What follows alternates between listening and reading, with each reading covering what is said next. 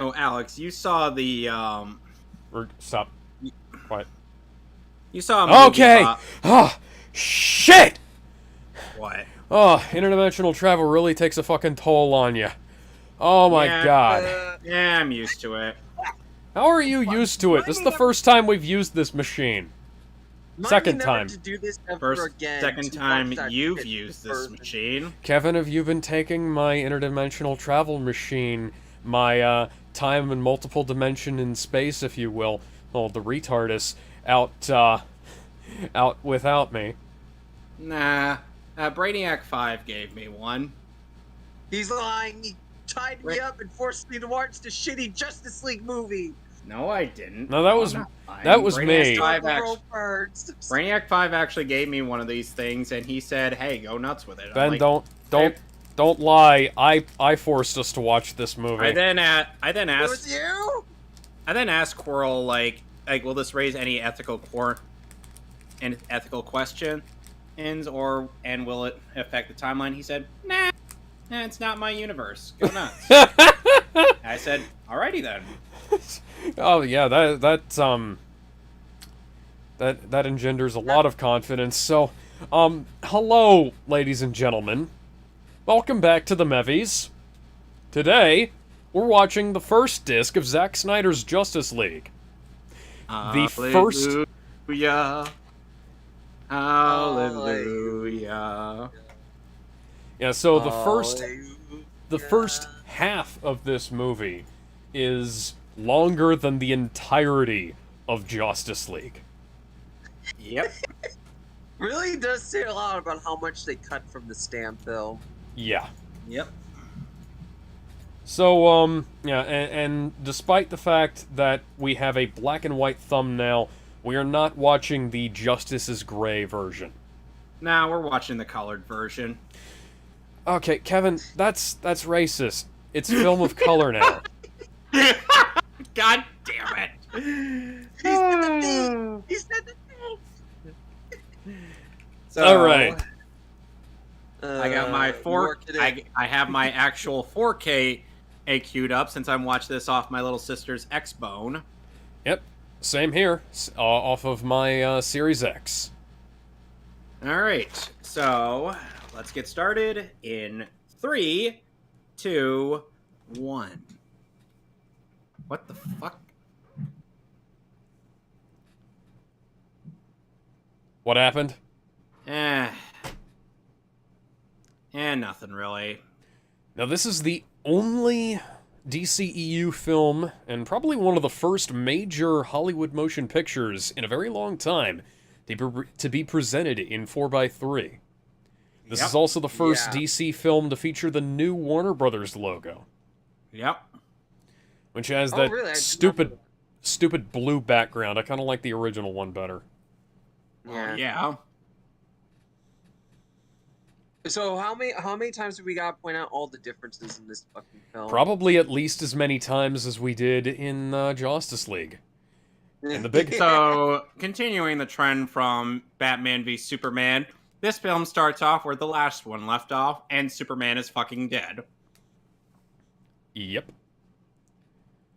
Superman, no! And would you look at that? Not bad for a film released during a fucking pandemic. Yep. Yep. And a film Wonder Woman 84 made in 2017. Justice League. Oh, nice stream. Yeah, and instead of getting exposition about how the Mother Box is awakened, we actually see what happened. Yep. Superman gives off a death cry that echoes throughout the entire world. Ding dong, the god is dead. Yep. I love that explanation. Yeah, and I really like how they slowly come back into real time here. Like you've got slow motion, and then it goes real time for the characters outside, and then it comes real time for Superman at the center. Like as his life is fading away. Score by Junkie XL, who had previously worked with Hans Zimmer for additional music on Man of Steel, and then subsequently on The Amazing Spider-Man 2, and then co-wrote the score in BVS. Hello, Cyborg. Tom Hulkenberg is a fucking genius. As seen with the Sonic movies. Mm-hmm. I got one of the first heroes we see as Cyborg. Yeah, because he's the heart and soul of the fucking movie, Jeff Johns. Yep. I love how the smoke interacts with the screen. Does Jeff Johns just hate Marv Wolfman and George Perez? Probably. Because they actually loved Ray Porter's portrayal of him in this film.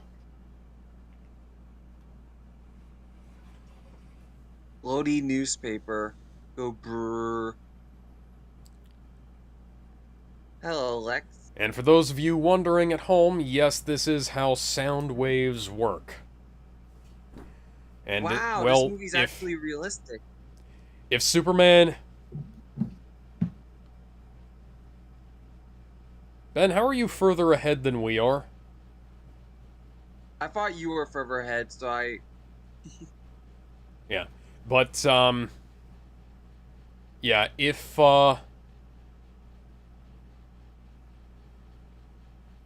you're wondering, yes, there are, you know, Superman has a very powerful everything, you know? Even a powerful scream. Yeah. He was the OG overpowered comic book character. Yeah. Yep. Though... Considering he has, like, some of the most powerful anything ever, him screaming literally would echo around the world when he's dying like this. Yep. He could scream and Goku's head would explode. Well, yeah, like, the 9/11 issue of the Boys comic. Oh God, guys, guys. Oh, no. I don't know. I saw We need to escape from that crazy bitch from Atlantis. That's the next her. movie. That's the next movie Yeah. we'll be doing after or Zack Snyder's Justice League. You know, And I it even actually echoes like that all the way movie. to Themyscira. Mm-hmm. Yep. Get that crazy wide shot over here. That totally isn't you. Who's later on in the movie. Yes, and this building is called the Penetralium, and no, you're not allowed to make any jokes about how there is a giant building called a Penetralium in an island inhabited solely by women. Or Nor are you allowed to make jokes about how the Penetralium houses a giant stone obelisk in the center, or holding up a red thing that might be an incredibly misshapen penis. You know, Alex. Man, we're really penetrating this joke, huh? I wonder if this is where Hercules and Hippolyta got it on. That's how it got its name. Yeah, Yep. exactly. This is the canon we're going with. If anybody actually asked us and we had to give a mine in the gutter response, I'd just be like, yes, this is where they likely had sex. Just to get that out of the way, and we're not going to actually show it. What's that? Pacing? Setup? Wow! Things I happening don't that believe set up it. the plot? But wait, Batman was fighting an alien thing. Why isn't he fighting him now? It's almost Because like he- revealing the parademons that early was a cynical attempt at marketing so that they could try and get the audience hooked sooner so they could sell more toys. Also, plot holes. I want, Lots of plot. you know, it's weird how some people, you know, the funny thing is, like, the parademons have gone through so many redesigns throughout the years. Yeah. I mean, hell, And then they the turned it- and then they turned DCAMU, the DCAMU parademons actually ended up being reused in Young Justice. And then they were turned into Doomsdays. Ugh. I am... You really I am- had to remind us of that, Ben. Yeah, Yes. one of You these know what? days. Yeah, One of you know what? these. One of these days we're gonna force you to watch it. Yeah, I've watched it before. we're gonna do our very first reprisal of an episode that didn't fuck up.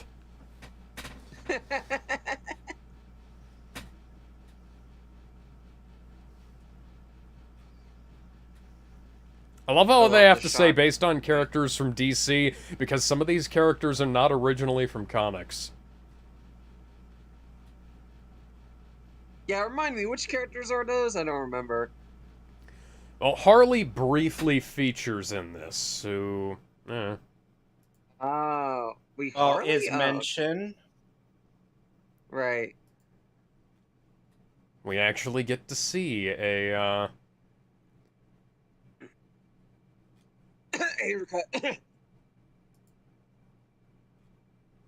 Yeah, we actually... Story by Chris Terrio, Zack Snyder, and Will Beall. And of course, Screen Junkies Not a had mention to of Joss critique. Whedon.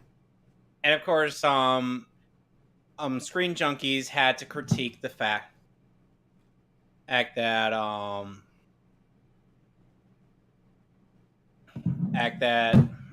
Chris Terrio had to ended up doing in the Rise of Skywalker. Yeah, he actually tried to get his name taken off that film, and Disney wouldn't let him. Part 1. Don't count on it, Batman.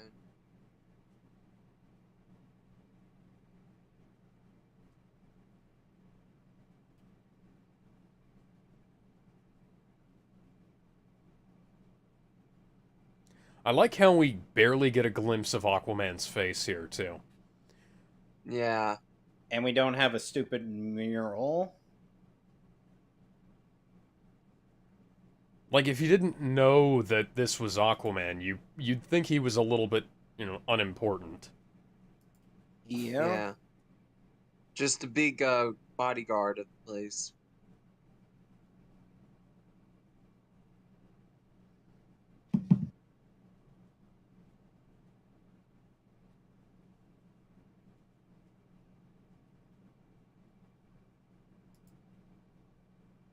Anyone who spoke Icelandic would be able to translate what Aquaman just said there.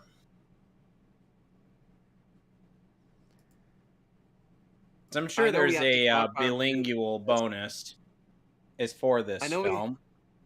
I know we have to talk, but I'm really invested right now. An alliance of Justice League, justice-inclined individuals. A society, if you will. A group of super friends? Maybe even a league.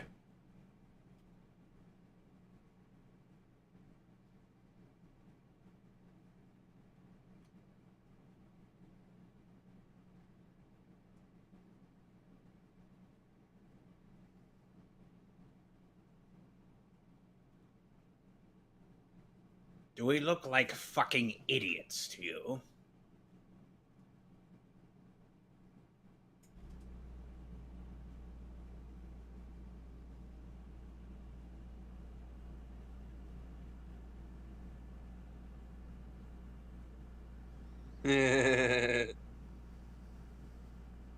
And look, no joke about Aquaman's ability to talk to fish.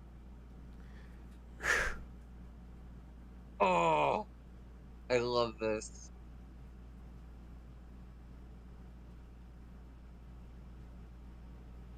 Tension. Protect. Stuff that actually fucking matters. Yes.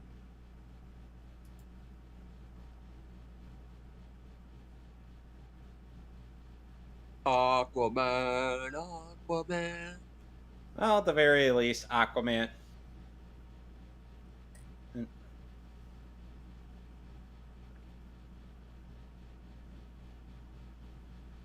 I love how they acknowledge Gotham is just a shithole. Yeah.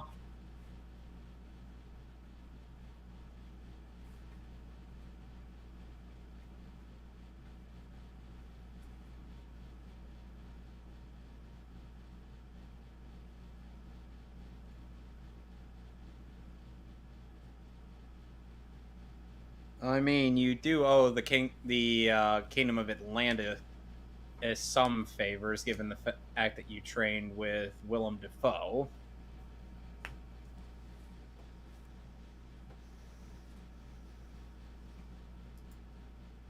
I have to wonder what they're singing. And look, no jarring green screen. I mean, that, and he also that doesn't. hides the bad CG. He also doesn't call him Batman in front of everyone again. And he's gone. Yeah. They did briefly Also, mention it earlier, but it wasn't, it was kind muttered of... it. Yeah. I could be mistaken, but I'm pretty sure it's canon that Aquaman has fucked all the ladies in this village. I don't think so, but... No. You know, I don't know where I heard that, but... Oh, and of course... Definitely some of them. Probably her. Of course, both CinemaSins and Screen Junkies, I believe, criticized that one lady for sniffing Aquaman's jacket.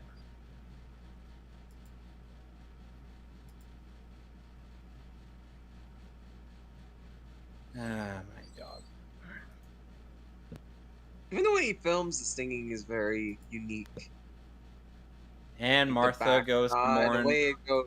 The way it goes both to Clark and Jonathan. And we hear the mournful singing transition into the scene of the of Martha at his grave. You think they had to pay U-Haul again just so they I think U-Haul probably paid them. That's usually how product placement works. Yeah. That's true. Now, Alex, how do you feel about that? How do you feel about that continuation of a scene I drafted out for you? Let me see. I don't think I've gotten a chance to take a look at it yet. Let me see. You know, I just you realized, did comment why doesn't on it though? Oh yeah. Well, then I already said what I thought about it, I think. You liked the boxing glove arrow exchange? Yeah. You ever wanted Clint, you ever wanted to punch someone but they're all the way over there? You know, I just realized, why did Superman's grave not have a birth and date on it, but his dad's did? Might have been... Actually, you know what? It might have been on top of the grave. Yeah. Oh, yeah. Yeah, that's true. Alfred, of course, not lacking in his sarcastic wit. But then again, of course, I like how we summed up the conversation that they drug out for like 5 minutes on the way to the airplane. Yeah. Good. Literally. God, Joss. And I believe Zack Snyder is inside that coffee shop. There he is, right there. That's not him. The man. Yeah, it is right there. And that's in the seat. Oh, in the seat. Yeah. Okay, there he is. We are desynced as fuck. I don't know how that happened. I'll pause. Do we need to pause? No, don't pause. I'm at 16, 17, 18, 19, 20.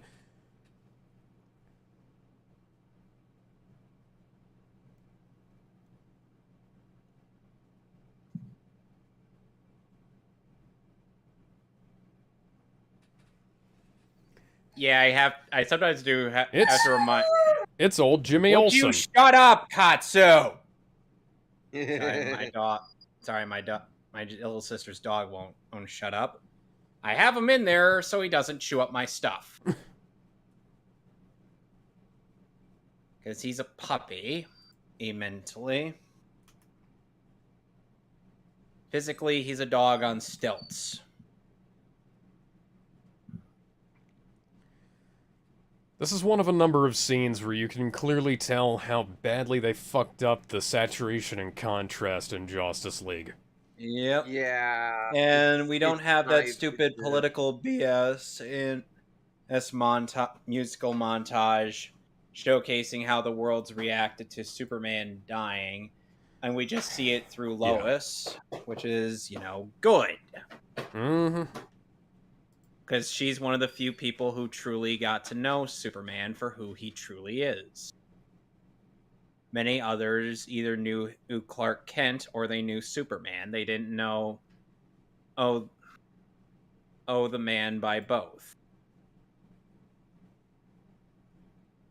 And here we get a scene of the reactionary terrorists with an actually tense soundtrack and telling us we're meant to take this heist seriously. And editing that wasn't done by a hyperactive 12-year-old.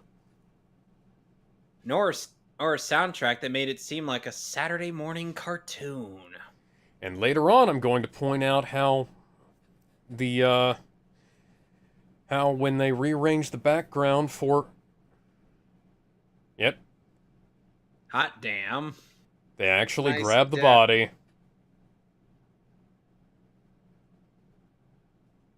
There was a bit in John Wick where he and another guy were shooting each other with silencers while casually walking by. Yeah, I've seen that one. I think it was John Wick too, yeah. I'm just like, okay, this is stupid and not how silencers work, but it's so absurd that it's funny. That's part of the John Wick films. Yep. Even if it's, starts off with tragedy. Yeah. We get a taste of the terror of a hostage situation. Yep. Rather than just editing out all of the things that could have possibly made it, tense or threatening.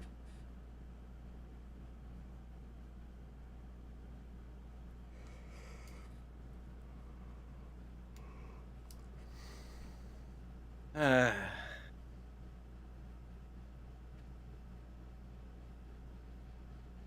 have to imagine how we're gonna end up doing this in A Cold Day in Hell, because I know we could place that in that storyline. I just have Wonder Woman be off on a different mission, and from Shield. Know what I mean? Yeah. Like, Diana gets a notice of this, and then she goes to rescue those kids. And here we get the first instance of many of the infamous ancient lamentation music. Yeah, and look at the skyline in the background.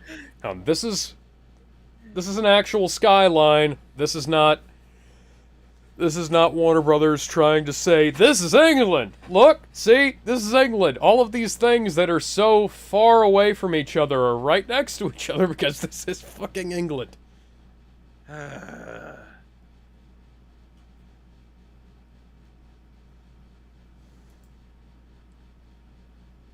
And he starts the timer right away.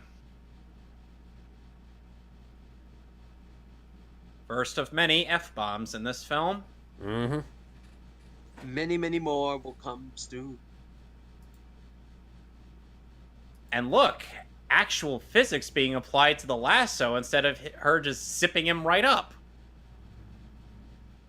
Like she actually has to pull him.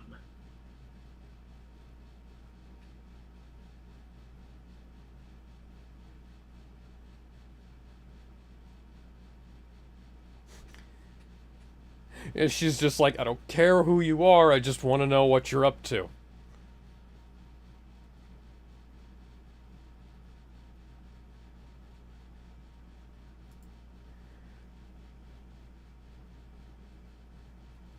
Oh, so you're a lame knockoff of the guys from Fight Club. Yep. Oh, this scene's so much better than the actual fucking... Yep. Theatrical cut, yeah. No You've cases seen of random insert shots being changed, you know? She's gotta fuck some 12 bitches seconds up. on the clock. And we get a hard electric edge on that Wonder Woman theme. That guy's dead. That guy's also dead. That guy's dead. Those guys are dead. That guy's definitely fucking dead. Definitely dead. Oh, Yep. yeah, that's a dead Saw the man. blood splatter. 5 seconds it took for her to take those guys out. What do you think you're gonna do? She jumps straight through the ceiling and throws it even further.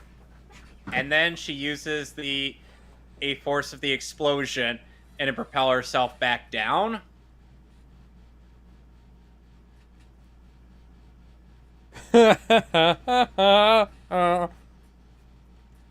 It's like he's chuckling like, you gotta be fucking kidding me. All that for nothing. Well, shit. I love how he raises the gun and realizes he's emptied the magazine. So now he grabs the dead guy's gun.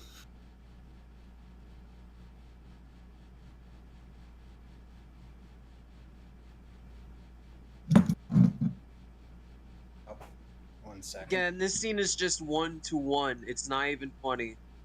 Ding! More lamentation music. And he switches to full auto. Switches it. Ooh. So I'm sorry. I'm just making fun of the subtitles. They could have picked a better way to describe the music. Yeah. Ding! And she is trying her damnedest to make sure nobody but herself gets hit. And she does this flawlessly. And people said that she let all of those people die in the original cut. Fuck you. Who said that? Wow, look, Wonder Woman's actually self-defending herself instead of outright murdering him. Boom. What's that? The guy reloaded his magazine, and she blew him up for a reason, rather than just doing it because. And there's no jump cut this time because he doesn't have the "What are you, a believer?" thing in there. Whoa, fuck, crocky, mate, would you look at that? You don't see that every day. And you know, the bracelets clanging in the DCEU is kind of an ability I felt the need to give Cassie Sandsmark in my version of writing the Titans stuff. Yeah. To which I'm like, pretty good. And then she'd be all like, "Wow, I guess I got something from Diana and Troya." Speaking of Troya, there's heavy implications that this girl might be this universe's Troya. Rather, Donna Troy. As opposed to, you know, the original version of Troya, where she was like a time-displaced clone of Wonder Woman, and oh dear God, the only thing more complicated than that origin is Wonder Woman's origins themselves throughout the years. Ay, ay, ay. What is so hard to understand? Why do people feel the need to make her origin more complicated when Diana's origin is as simple as this? She was born on an island full of women as a daughter of Zeus, and due to her heritage has garnered powers like that of a god. Next time they reboot Wonder Woman, she's going to be the product of Hippolyta gathering the Dragon Balls. That's retarded. I know, but I wouldn't put it past them.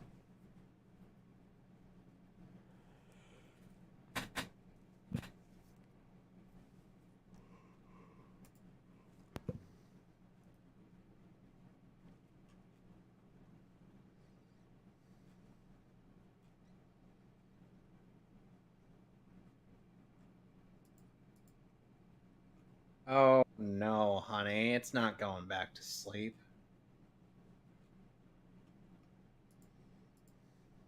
Oh, so it's Chuck Norris? Is that what you're trying to get across? That evil is Chuck Norris? No one's going to get that.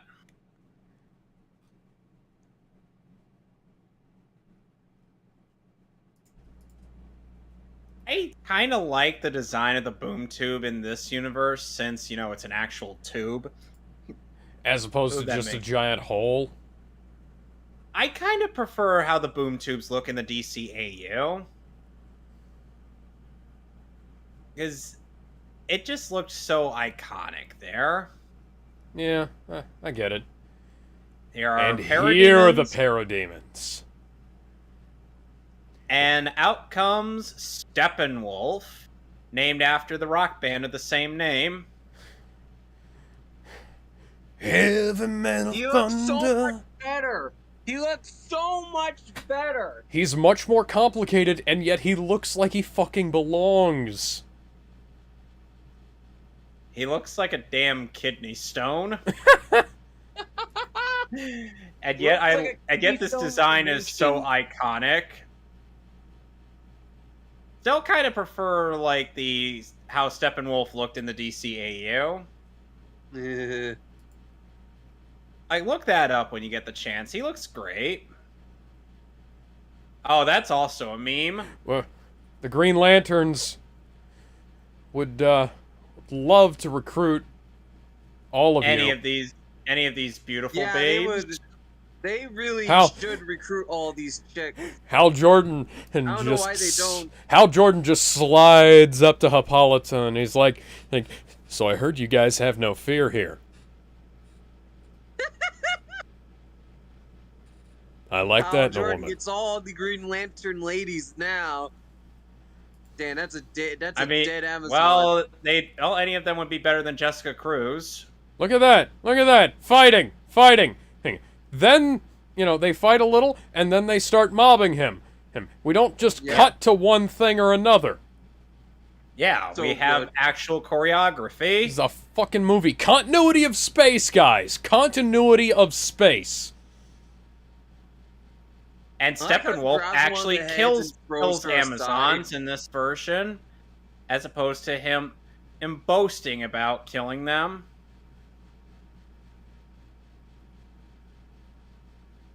Man, that alien is a horrible shot, man. Or demon, technically.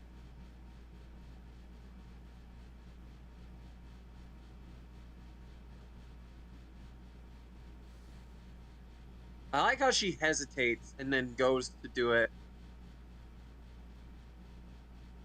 And here are the buffest babes on Themyscira.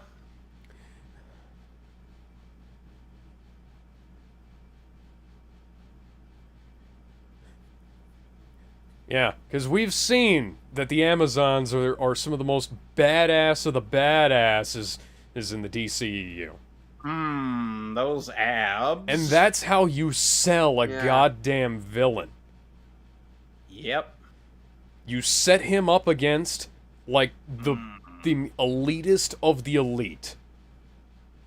I'm sorry. I know you are going on about that, but You show him Those- succeeding despite efforts. those beautiful abdominals, It man. takes... Yeah. Quite a shame they got Those crushed two by... ladies get- Yeah, those two No, they didn't ladies get keep- crushed. oh, No, they didn't get crushed in Yeah. there. Or no, Yeah, they're they got- about Oh, yeah, to they get dove- crushed by this. Yeah, they dove forward, Yeah. and then the penetralium just disintegrates.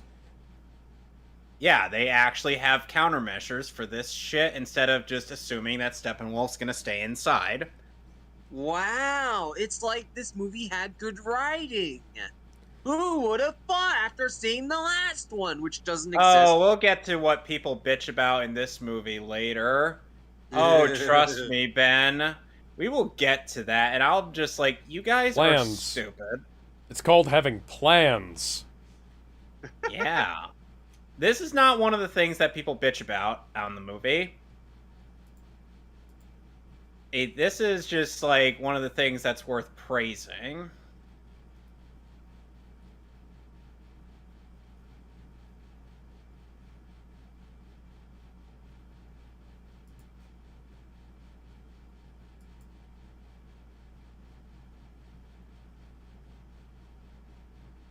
And as Hippolyta takes off her helmet, she mourns the loss of her sisters who fell inside of the penetralium. It's great characterization. It really is. And the ancient lamentation music does fit. But And the then effects are she really but then good. she opens her eyes back up and she He wonders if Steppenwolf is still down there. Yep. Like, Score she completely knows. redone by Junkie XL after the And disaster there that was the it last is. movie. Someone in the comment section for this specific segment of the film said, like, oh, I gasped out loud when he just jumped right out of the water. Yeah, that took me by surprise, but it really shouldn't have. Yep. Oh, Oh! Blood. Dead. Oh! Just dead. Yeah, just dead. Yep. Oh, the whole horse. And let's just say, the director of Shazam was just like, oh, I love the horse violence. Oh, nice dog. And they are giving him a run for his money just to get to this thing. They're not folding in like paper. Ooh. Oh, she's fucking dead. Blood. Damn. Blood on his They're all axe. Almost like that line later was supposed to mean something. I like how they actually do give him some trouble, but they just can't stop him. Yeah, it's Yep. like every person who guards a mother box gives Steppenwolf a run for his money. They're like, you want it? Yeah. You're gonna have to work for it. Exactly.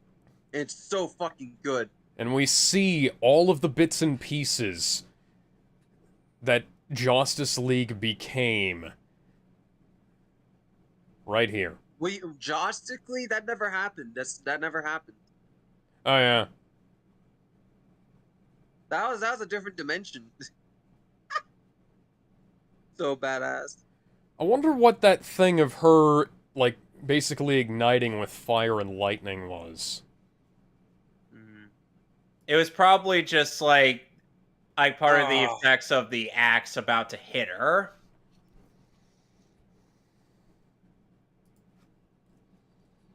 Like, you know how the axe consistently lights up and whatnot? I gotcha. And look, Hippolyta's she's actually looking- limping towards her sister. Man, she's looking a bit hoarse right now.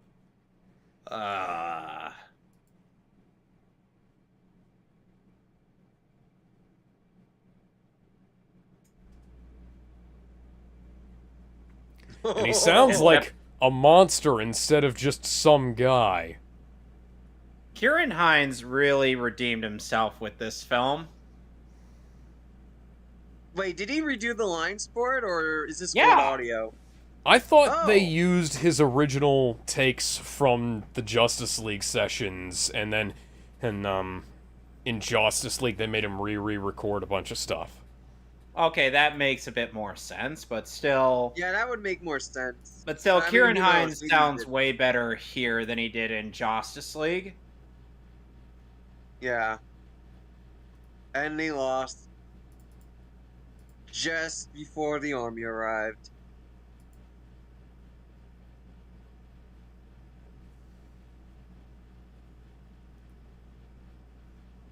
And I think they actually set up the army showing up.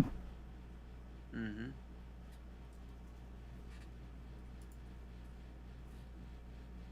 I know some people complain about how some scenes take a bit too long, but I feel like it works in a lot of scenes. Yeah. And I Like understand, this one. like, oh, certain, it lingers on some shots for a little too long, but at this point, they basically let Zack do whatever the hell he wanted. If I'm Zack Snyder, I'm putting all this stuff in the final cut, Yeah, that's perfectly Yep. fair. Yeah. The only deleted scene was one, but we'll get to that in part 2. Yeah.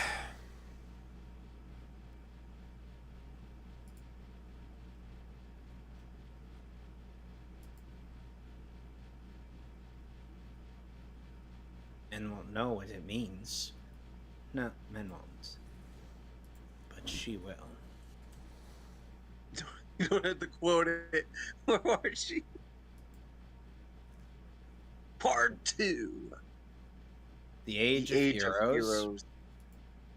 I'm a Meanwhile, in hypocrite. an abandoned Russian nuclear town, Which But still where's has the Russian remnants of the Cold family? They War. were the best parts.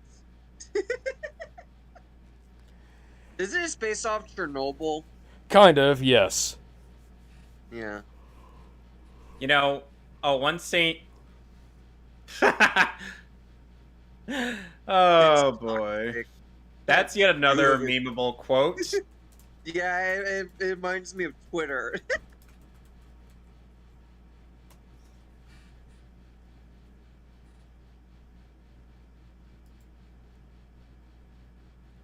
This movie looks so fucking good compared to the cut that doesn't exist.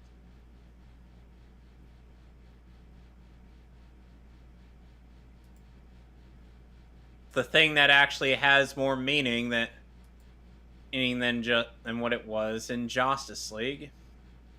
Yeah. We have, like, lines that, make sense and matter. Oh, and of course, we don't have some stupid throwaway line I'm talking about Penguin. Your thing about Jeremy Scott on Justice League is like he was claiming that when Oh god, he's attacking Hawaii! oh god.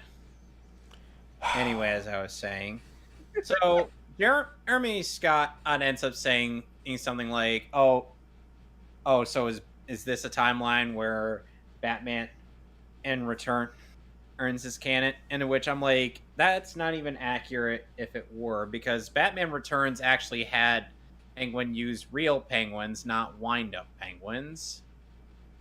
Wind-up penguins are a thing in the comics. Look at that. Look at that.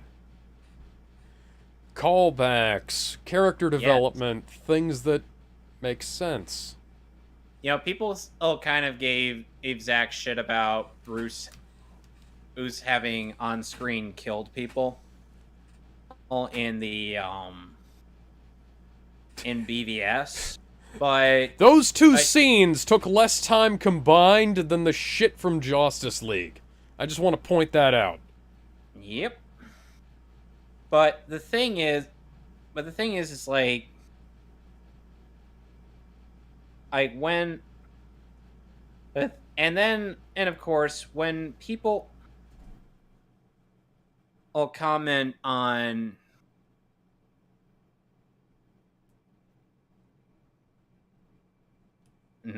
fuck, where was I going with this? Damn it. Hey, look, it's the narrator.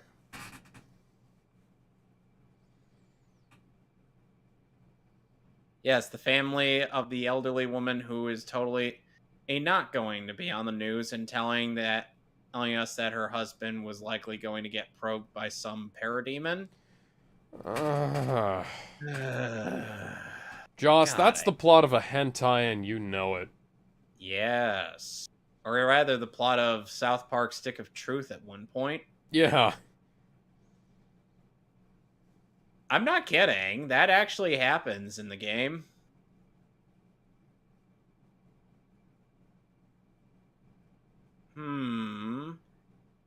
Well, would you look at that? Pacing like it's a horror film. No wonder two horror movie directors were brought on to this universe. Know what I mean? Yeah, we don't just have a snap look. Oh, here he is. I believe that's Larry the Parademon. A Larademon, if you will. Closely related to Gary the Parademon, whom we'll be seeing in part 2. Gary is personally my favorite.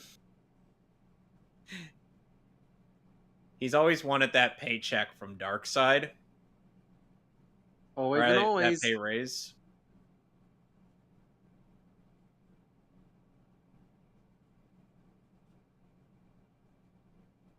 And here we have the bow and the arrows of Artemis, which we will be seeing later in the film. Yep. And, I saw a bit of like Zack Snyder's making of Justice League, and he And you could actually see him go up to the actors in the movie, telling him what exactly he wants Yep.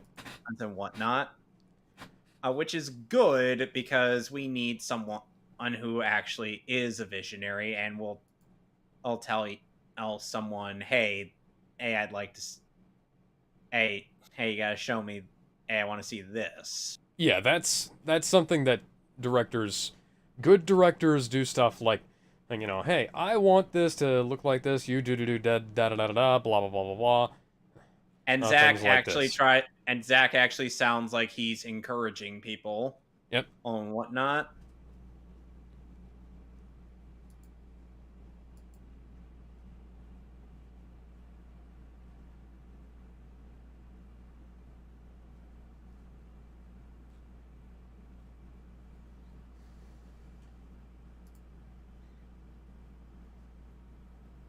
And I can kind of see how the how the bottom of the arrow wouldn't actually do much to Hippolyta, since she places it near, since her face is right near the flat out of it.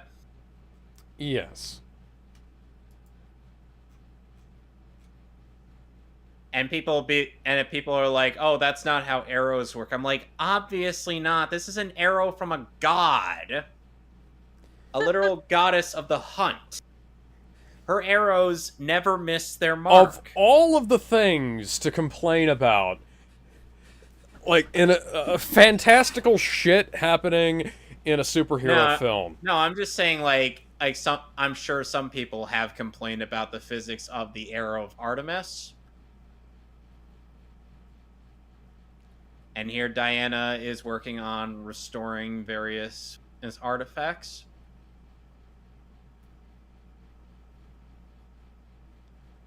Oh, don't tell me Angelina Jolie is here. She was supposed to play me in another film. Shitty one by Joss Whedon.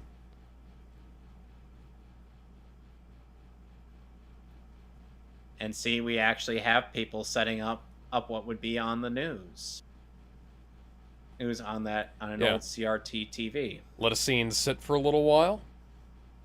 I still don't know why it's an old Panasonic 4x3 CRT, but you know. I'm guessing. To be fair, some places are cheaper when it comes to their yeah. tech. Yeah, I was gonna say it might be budget cut. That's in that facility. Like my Walmart uses similar TVs, despite it being old. Hello, Ryan Choi, the successor to Ray Palmer, aka the Atom, a man with similar abilities to Marvel's Ant-Man. And this actor must be microscopic. Yes, Ryan Choi is the successor to the Atom, and is currently Atom. We'll be seeing Atom Smasher in the upcoming Black Adam movie, as he's among the members of the Justice Society, and people are already shitting on Dr. Fate's helmet.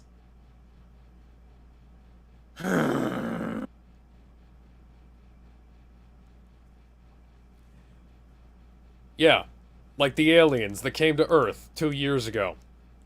Yes. Well, 3 years ago. 3 years ago, yeah. Well, 3 to 4 years ago, since this does take place either in 2016, 2017, according to the DCEU timeline. Yes, I actually went out of my way to go look this up.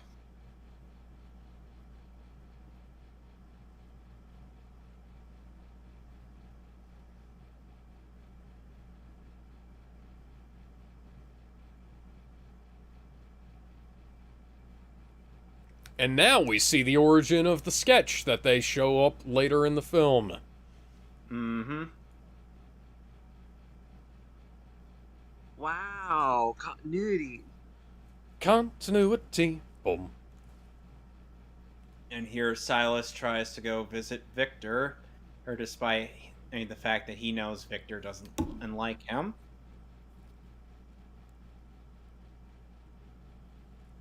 Also, that Jander's face was completely different than the actual fucking Josh cut. Can we talk about that? Yeah. Like, why? He actually looks horrified when Josh the cut that doesn't exist, he looked blank. Yep. And they have a little bit of an extra robotic edge on Victor's voice throughout. Yeah. Meanwhile, thousands of miles away. And that starts fading away as it becomes more human. Here we have Diana actually visiting the site where the arrow was instead of, just immediately assuming the worst. I believe this shot was in early trailers for the theatrical release as well. Wow. Just like how we have for the theatrical trailer for or Morbius as shots of posters of Spider-Man being painted as a villain, but we don't see that in the theaters for some reason. Yeah. Who in the editing department for that film was in charge of chopping that to pieces? Probably the same people who chopped out all of the good shit from The Amazing Spider-Man 2. Figured as much. Why? Why? Or maybe Tom Rothman just stays up late on the Sony lot ruining superhero films. He's just twirling his evil mustache, waiting for his time. Anyway, Diana earlier did a superhero landing on heels, which is somewhat silly, but then she opens up an area using the arrow. I shall ruin the new 4 film featuring Christian Bale's Gore. Yes! Yes! Diana sees Gore the God Butcher, and then she just straight up murks him. She's like, no. Oh. You lack character development. You must die. Why do you look like a young version of Batman? With Why do you look like a young, bald version of Batman who's now gotten old? I love the look of fear on Diana's face. She's like, oh no. Oh, she's like, oh no. God, no. And look at that! We actually have like a depiction of the fight. We have a visual. A mural that wasn't painted in 5 minutes by a 5-year-old on caffeine. Yeah, remember when Zack Snyder released that Dark Side? Remember when Zack released that image on the internet without question? Yeah. Like, yeah, Dark Side in this movie. Now, like, God damn it, Warner Brothers. Yeah, and they were probably gonna ruin him in the New Gods film. Thankfully, that film is not being made. Good. Yep. Yeah, I got canceled a few years back, thankfully. And here we have that scene where this guy is on a sinking ship.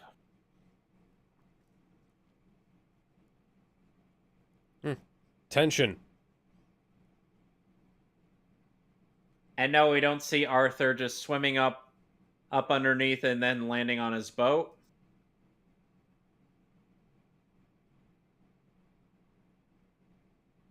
Love your like the spinning thing.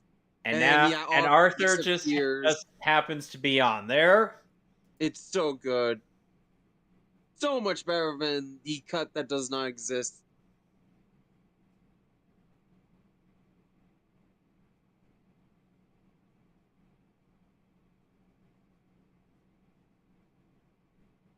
Yes, Arthur is kind of a dick. Yeah, but that's fitting. Oh wow, he doesn't have green stuff on his hand. And the guy isn't whining about monsters. Yeah. And we actually have a somewhat fitting somber music playing.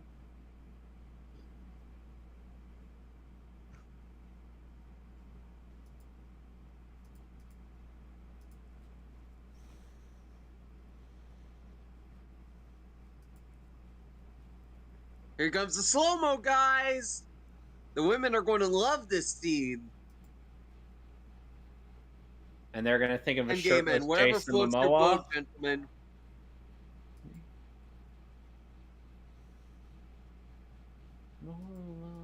Then the world appears. Just smashes the fucking bottle. So good. Man, I can't believe they forced the actor to face the waves of death. And then all the women in Gaiman passed out from the sickness of Aquaman. Every woman in the audience became wetter than Arthur was in this scene. There is a king. I wonder how the hell they kept his tattoos painted on him. Because he doesn't actually have those. I figured. They must have gone through some considerable effort to keep those on him. They probably have some kind of waterproof ink or something. Yeah. And it also doesn't look like Arthur, and it doesn't look like Jason is just comically holding his breath underwater. Yeah, because he's fucking Aquaman! Well, in BVS, some people could actually see that. And he kind of has like his cheeks puffed out and everything. Yeah. Like it's not going to be perfect, obviously. And here we get set up and foreshadowing to Aquaman's own origin in movie. Or rather, the movie that he has following this film. That movie yes, Jason Momoa did say that at his story, it takes place after this version of Justice League. Yep. Accidentally, of course. And our introduction to Vulko, played by one Green Goblin.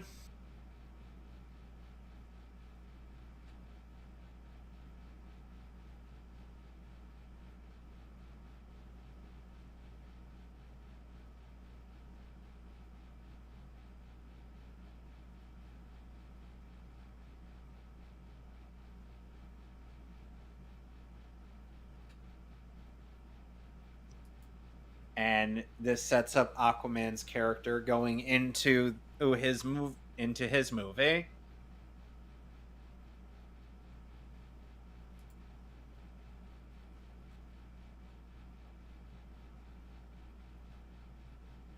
Because you could see that Arthur's not a big fan.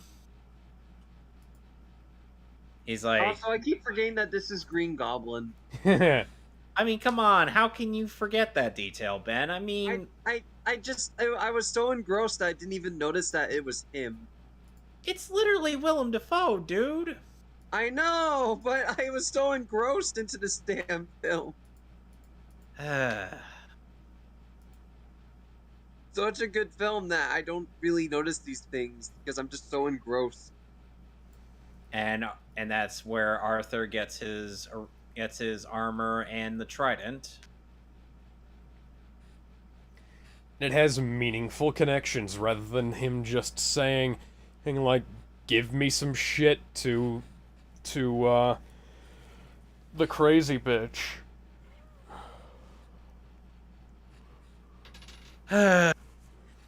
We'll get to more of Mera in the Aquaman movie. Do we have to? Sadly, yes, we do.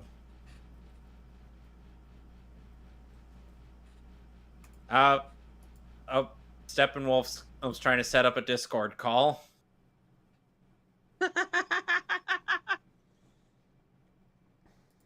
Somehow he's got better internet connection than we do. Yeah.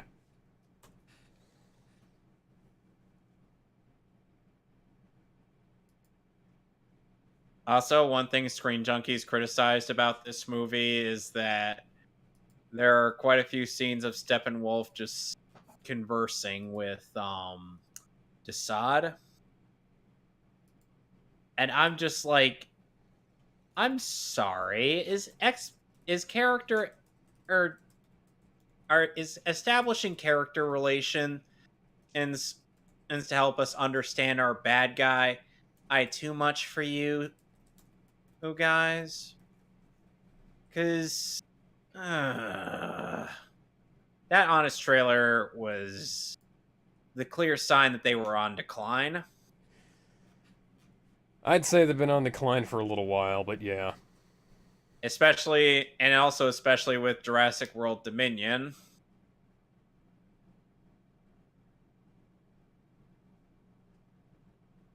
Especially when they had to make a whole rap song about how supposedly bad that movie is.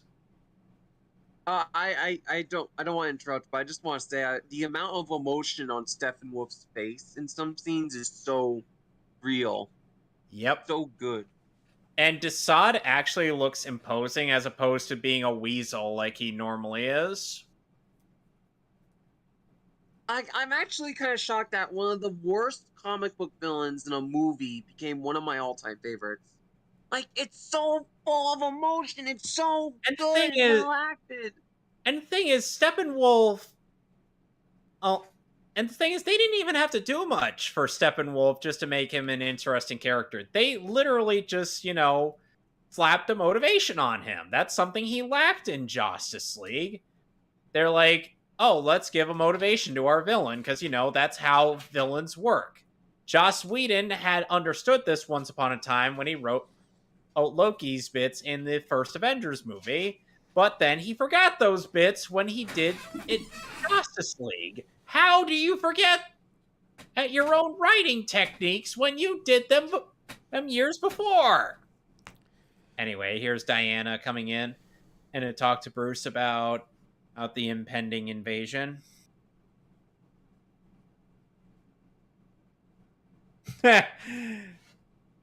She's been around long enough to be able to do that.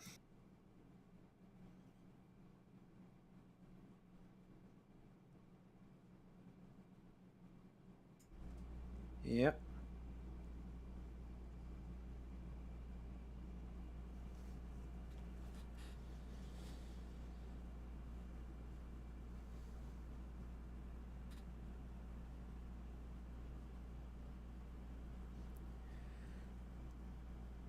Endless character in very few lines of dialogue. Fewer lines of dialogue than we had in the other one. Yes, and also we didn't exist. Oh, and also we have an exchange that doesn't move locations for no reason. Yep. We stay here. We're not just roaming around. Zeus, you know what? We Ares, convey the same amount of information, too. Zeus, Ares, and Artemis all together alongside the Green Lantern. How did you feel about the way do you feel like I've been doing better with character descriptions? Yes. Because I feel like, you know what, I'm just going to give like a brief description of what they're wearing, and then that's it. I love how you just see everyone uniting against this one single threat. It's so good. And at the very least, when they clowned out a bad guy, they clowned out somebody who really who posed a significant threat. And they also, they fucking and did some goddamn damage to him, too. Yep. This is like, I believe this was before he was officially Darkseid. Yeah, this was back when he was known as Euxus. Yep. Even though the subtitles tell us that it's Darkseid, it's like, this was back before he became Darkseid. Like, this is before he got the Omega Force. Yeah, but to be fair, I can the Omega effect. I can forgive that inconsistency because you look at that and you stay Darkseid. You don't stay the other thing. Yeah. Yeah. It's and of course we have an actual reason for an actual thing that he seeks out aside from using the Unity. He found the anti-life equation. Yep. Which is a weapon that he would utilize to cause the wills of every being in the vast universe, or multiverse in this case, is to his whim, to make it so that everybody believed that their life's purpose is to obey Darkseid.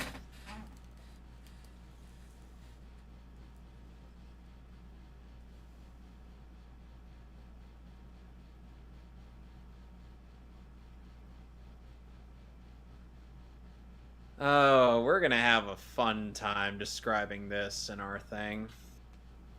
Especially with Odin and the Asgardians. Know what I mean, Alex? Here comes one of the best fight scenes in the movie. Yep. King Atlan and the Atlanteans ends a tribes of men. And the Amazons, the old gods, and even a goddamn Green Lantern join in the fight. It's so fucking awesome. And they cut so much out of it, and that doesn't exist.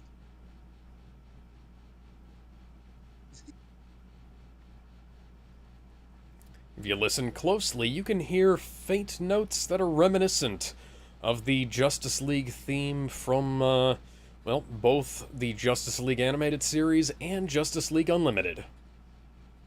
Yep. I actually never noticed Proof that Zack Snyder is a fan of the DCAU. Mm-hmm. Look at Zeus. Just being an utter Chad as opposed to whatever the fuck they did to him in Love and Blunder. Look at that! Look at that! The Green Lantern gets a shot in on fucking Darkseid. Yep. And gets cut down yeah, oh my god. And it takes Darkseid to take this guy out. Yeah. Yep. That's a fucking Green Lantern. Goes away. Yep. King Atlan so and the old gods, King Atlan, and all had to work together just to beat this guy. Yeah, I just want to say this Zeus would eat the Marvel Zeus alive. Oh yeah. And look at that. Fucking look at it. Ares, you would have killed Darkseid and spared us a lot of trouble had you gone for the head. You should have gone for the head! He said the thing! He said the thing, guys! Look at that. Oh. Fucking look at it. I love it. The only... I love it. They have to haul him away. And he's still fighting to the very end. He wants to fight, but he's like bleeding out. And his men are hauling him away.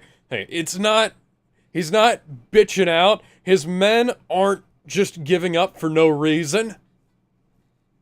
Oh, I just noticed. You can see the bone in Zeus's hands. It's so good. Yep. Oh, so awesome. And the day is saved. The forces of Apocalypse got their goddamn asses kicked. By a bunch of humans.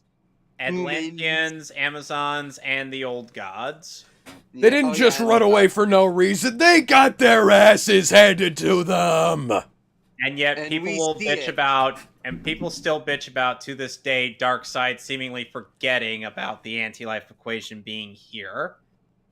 To which I'm like, the Darkseid, this just seemed like another planet to him. And even though the anti-life equation was here, this is the easiest way for him to find it, but... Anonymous among a trillion worlds. So allow me to put this another way that you might understand. A meme-ish way, if you will. For you, the day Darkseid graced your planet was the most important day of your miserable existence. For Darkseid, it was Tuesday. Yeah, Darkseid does not give a flying fuck. I think another thing we should consider is that afterwards there was a civil war on his planet, right? Mm-hmm. Yeah. And so that information would likely be lost during that war because all that shit is happening. Yeah. And so we got a lot of things going on. So the last thing on Darkseid's mind is the world that fought back. Thousands of years. Thousands of years, anonymous among trillions of worlds. He had to go deal with his fucking uncle trying to overthrow him, all kinds of shit. There is a lot of fucking stuff going on in tens of thousands of years. So one back in the universe is not going to seem like a big deal to him. Yeah. Even if he may have lost, it's still not a big deal. Even if he is overlooking the anti-life equation somewhat. Like, there's shit going on. There's 1,000 worlds. I love how everybody has... I love how the Atlanteans and Amazons have these very... complicated methods of holding it, and then the tribes of men just bury it in the fucking ground. Yeah. Yep. They don't even bury it that deep. It's like a few fucking feet. And of course it's found by the Nazis, and later by our lovely Etta Candy and Steve Trevor's former posse. Well, first it was found by Trevor and... Oh, great. Oh, great. The Nazis find the Tesseract and then the mother box. Great. Technically, they found the mother box first and then the Tesseract, because the Germans had it, and then it was stashed in Italy, and then the Germans got it again, and then the Justice Society recovered it. Or, not the Justice Society. Hey, whatever the fuck. I want to see a Justice Society movie. A Justice Society movie would have been so much better than... Wonder Woman 84? Yeah, that. I don't want to talk about it, Kevin. Well, that film hurt me. Since you made me go through Justice League, we have to talk about it. That film hurt me, Kevin. Yes, it physically hurt you. It physically hurt me. I wonder why you're late, Barry. It's almost like... that dog knows about you. Oh, hi, Iris. Who, of course, this continuity is person of color, just because Wally West in recent DC continuities has been retconned to be a person of color. Barry, shut the fuck up.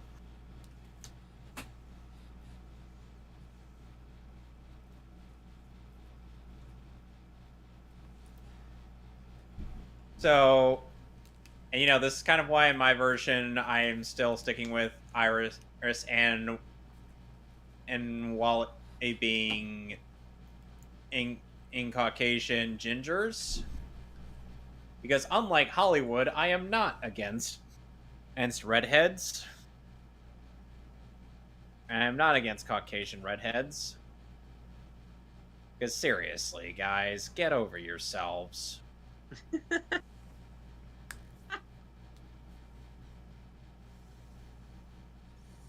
This is why you don't eat while you're driving. Alex, how do you feel about that idea? Yeah, I like... Okay, so, once upon a time, there was a character called Joe West in a show called The Flash. And Joe West was a good character.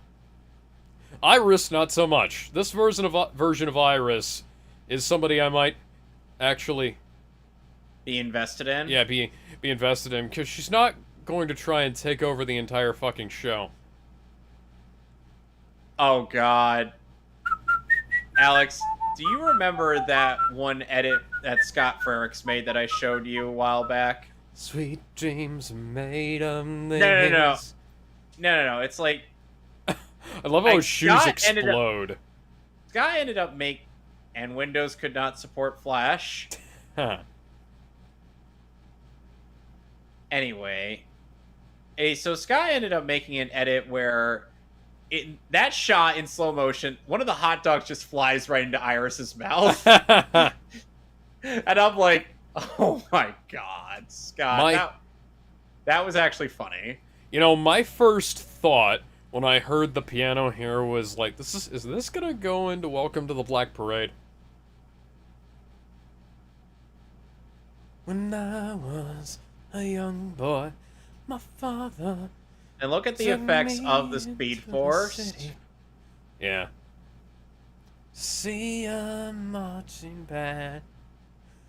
He said, son, when you grow up, will you be savior of the broken? I like how Flash is kind of like he knows that he's in enough control of the situation he can goof around a little bit. but he knows to take it seriously. Yeah. There's like a balance. Unlike the real Ezra Miller, who's terrorizing a certain state. Oh, he's taken his Terror International. The only thing we need to do, we need to point him and Anthony Starr towards each other, and him. You know, the Flash might be the only person who can stand up to Homelander. You know, that's a good point. And you guys cut this scene from the movie. You cut all of Flash's best scenes out of the movie, I have to say. Yeah, why did they do that? Why? All of the best. Oh, like, we gotta. Scenes, like this. We gotta make cuts for running time. Exactly, 2 hours of a cut that doesn't exist.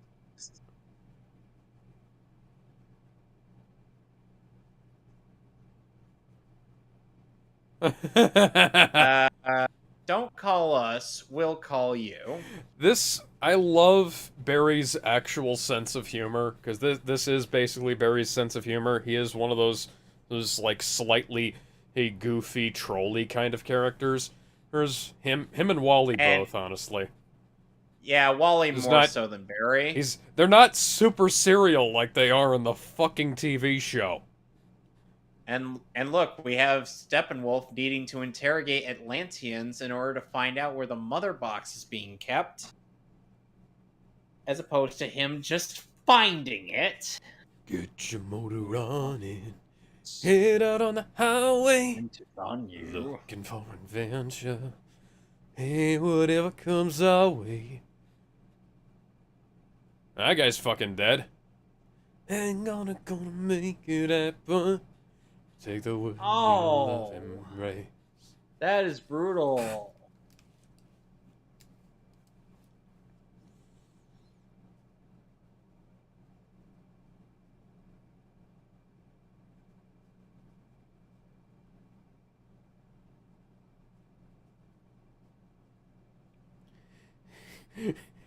It's an apocalyptian head crab. I don't know what it's actually called, but that's what I'm calling it, because it kind of looks like the head crabs from Half-Life. I'm sure there's an actual name for those things.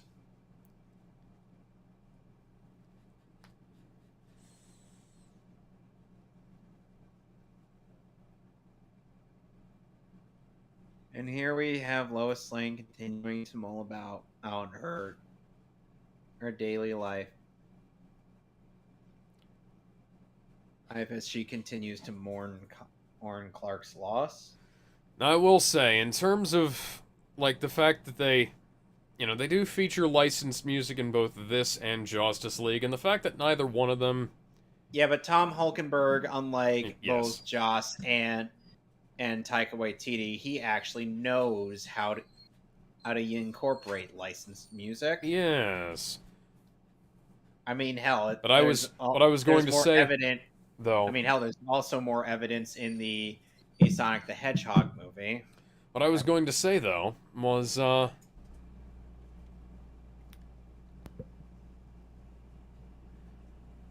I was going to say was but Atlanteans can breathe on land. You know what I kind of envisioned, Alex? Hey, it's a funny joke. more or less. He said no. Movie. Oh my god! Look at that, Joss. You cut the funniest jokes out of the movie and replace them with your shitty ones. Wow, the irony. Their chemistry is still good. Very. Anyway, so Alex, one thing I was going to do for like a Justice League origin story on my end was like, Arthur would go to attend a UN meeting because he's concerned about the potential danger, or is that at these shape-shifting aliens could pose. He goes to the surface representing Atlantis, and he walks up on a beach in the Chadliest manner possible. Yeah, that's in the DCAU, right? Yes. Yeah, you showed me that episode, I believe. Yes. He just walks up in the Chadliest manner possible, and he saves some kid from getting hit by a truck with his super strength. He's like, "Hey, you okay there?" Now, would you believe that only the bottom row of stands is actually filled with people here? Really? Yes. Yes, I would. Yeah, I saw Also, the rest of them are CGI. I saw the behind the scenes from the VFX demos that were posted, and well, you know what? All of good. the fucking naysayers that tried to say that the VFX weren't finished, they were fucking finished. They don't watch behind the scenes. Yeah. Also, I just want to point out that in the cut that never was, they removed the scene and put them in like 2-second shots on Batman's monitor. Yeah.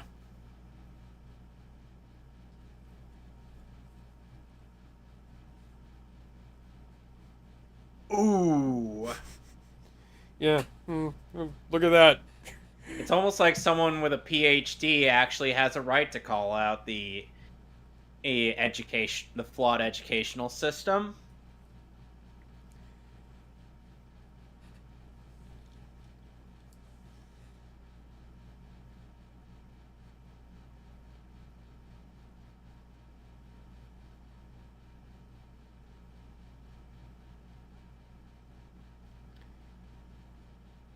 This is one of those scenes that made it into the VFX reel. And you know, the weird thing is that the DC AMU did have something similar to this scene, but not nearly as exciting. In Justice League War. Yep.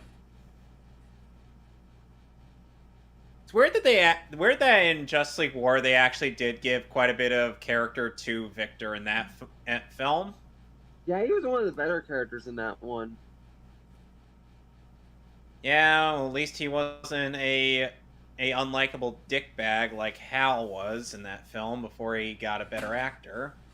Oh god, the writing and voice for him in that was, oh.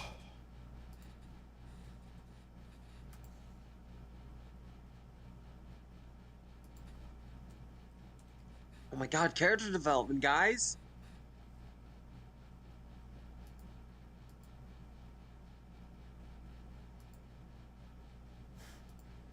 Man was robbed of a fucking Oscar for this movie, I gotta say. Yep, he was, absolutely. Because and it's like his first movie too. This was his first movie. I don't even know what they would have been able to do. Oh, I don't know what they would have done with Victor in a solo movie, because Cyborg doesn't have a rogues gallery like, say, a Batman, Superman, Wonder Woman, Green Lantern, The Flash. Look at that. Aquaman. And hell, even Nightwing has his own. Even Nightwing has more of a rogues gallery than he does. Yeah, I just want to point something out. When he was in the car crash, he put his hand forward to try and protect his mother. And that's the arm that's broken, or that's missing. Yep. You mean the rest of the body that's missing? Yeah. That's a good point. Like, Cyborg doesn't really have any villains. Like, you could have maybe... No, I don't know about. He's only got the... whatever rogues he has, he shares with the Titans. See, this is like trying to... This is like if they tried to make Jaime has more of a rogues gallery than he does. Jaime has the whole of the Reach and the guy who's going to be the villain in his movie. I was gonna say, like, look, if you tried... It's like if you tried to make a solo spin-off film about, like,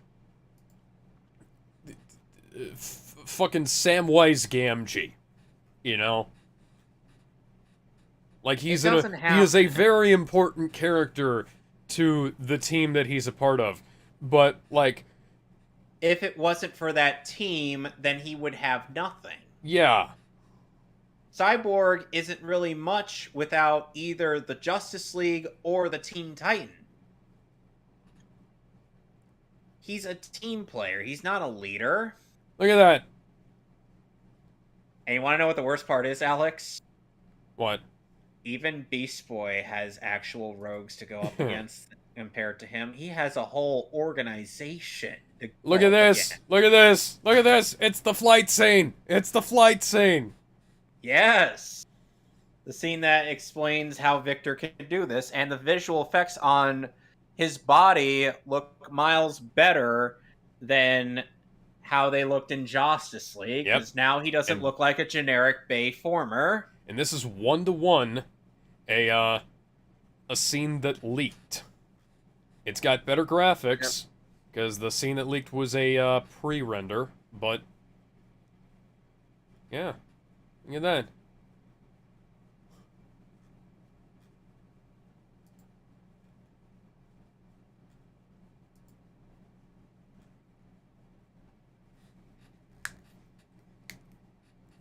Or Kaluans, but we don't have Brainiac yet. Brainiac was supposed to be in Man of Steel 2, and then Man of Steel 2 didn't get made for another decade. Man of Steel 2 is allegedly in the works, quote-unquote, but who the fuck knows? Jeremy Scott, for whatever reason, and criticizes Victor or for his high school, for his jersey. Yeah, because he would totally not fixate on the last time he was a normal, full human being. Jeremy, he does not know how filmmaking works. We are thankful that he is not a writer. Yeah. I love the backgrounds in this sequence. They're so good.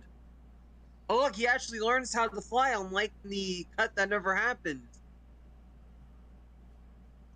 And we get the helmet! The helmet! It looks fucking awesome, too! Like, he doesn't just learn it instantly off screen. He actually tries it. Yes. Yeah. And here we get a scene showing us that Victor, or in spite of having all this power, or is someone who actually goes along with Silas's suggestion of not using his powers for all those things that he listed. He sees he's a woman down on her luck. Or he sees a good woman down on her luck, trying to work a dead-end job. Trying to feed herself and her kid. Doing good things in the world, and generally trying to just get by. Yeah. Look at that. Look at that. They cut it out of the movie. All of it. Every single fucking piece.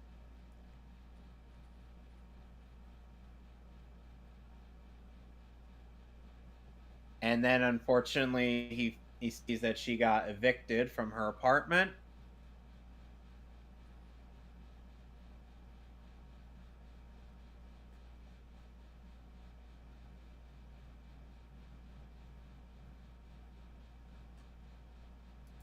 And what does he do with all that?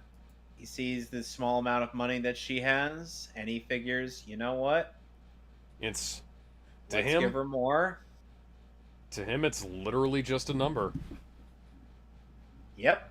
A number he could easily manipulate. Because he's a computer, like they are.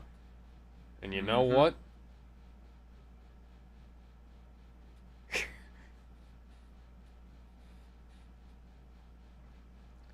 Fuck, the scene actually still makes me tear up. Yeah. You notice that the kid actually sees Cyborg for a split moment? Yep. Fuck that, actually. Oh, God. And then he pulls up his hood. Because people look at him weird. Oh, man.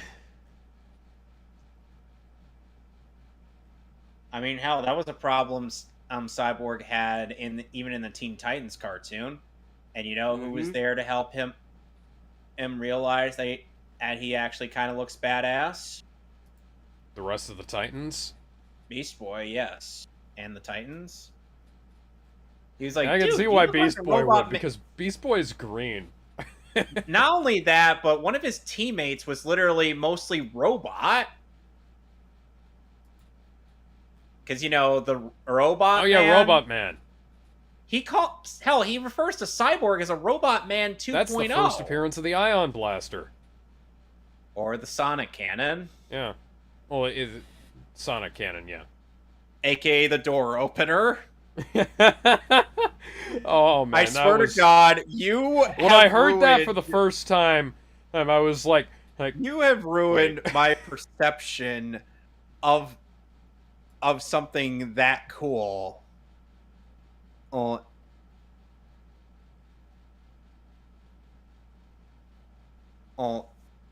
I actually I do want to mention with pointing out that factor, and I'm like, ugh.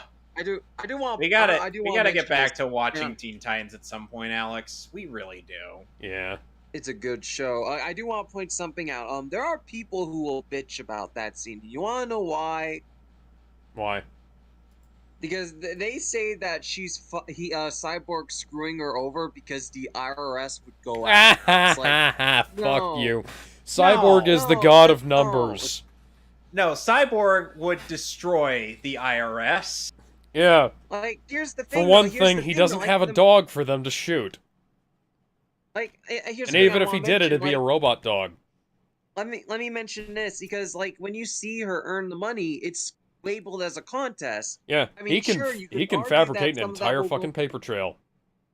Yeah, and you could argue that some of that will go back to the IRS, but she still has the money. Yeah, it still helps her. So those people are just idiots, you know? Yeah, they can't. Yeah, they wouldn't. They'd have nothing. They'd have no evidence. No. Exactly. And how is someone like her going to fake that? You don't. And I'm talking over another emotional scene.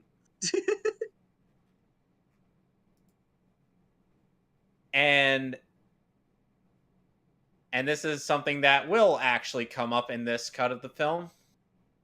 Living in the past, make your own future.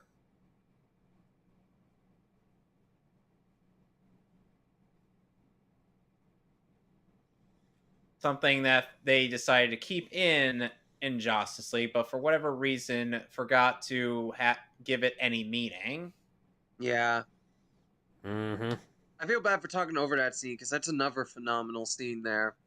Yeah, Barry just talking to his dad, trying to tell him, hey, I'm still trying to work on a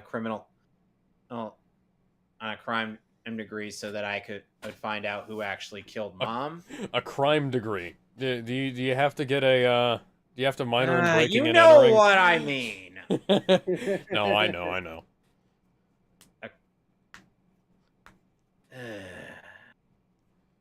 Anyway, but we all know it's Eobard Thawne. Look at that. Stuff that isn't utter cringe. We don't have random music just playing. Wow. It's like this movie knows what it's doing. Not just trying to have random shit to appeal and pander and make additional money from product placement.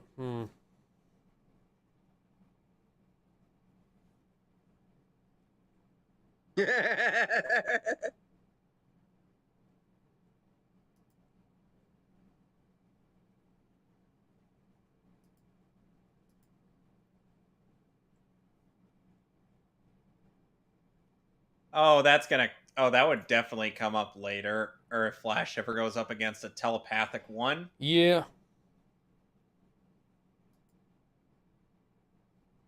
Oh, there's Rick and Morty in the background. God yeah, I like that show. God damn it. I guess Zack likes it. No, I'm joking. Oh, wow, I can't believe... Wait. Was Rick and Morty airing when Justice League? No, it wasn't. Yes. So. Was it? I don't like know. The first couple of seasons, I think. Wow, time flies. I forgot it's been that long. Hey, Morty, 2013. we're in the Justice League. Started in 2013. Hey, Morty, we're in the Justice League movie. Rick, I don't know about this. This seems a little gory. Oh, come on, Morty. Don't be a pussy. This isn't... Morty, we're not done yet. We have to go to the new space. We have to film a Space Jam cameo, Morty. Morty, Space Jam, basketball. Rick? That Tasmanian devil doing here? Don't question it, Morty. This is for the cameo. This thing's disgusting. Look at that. Look at that. We cut straight to what matters.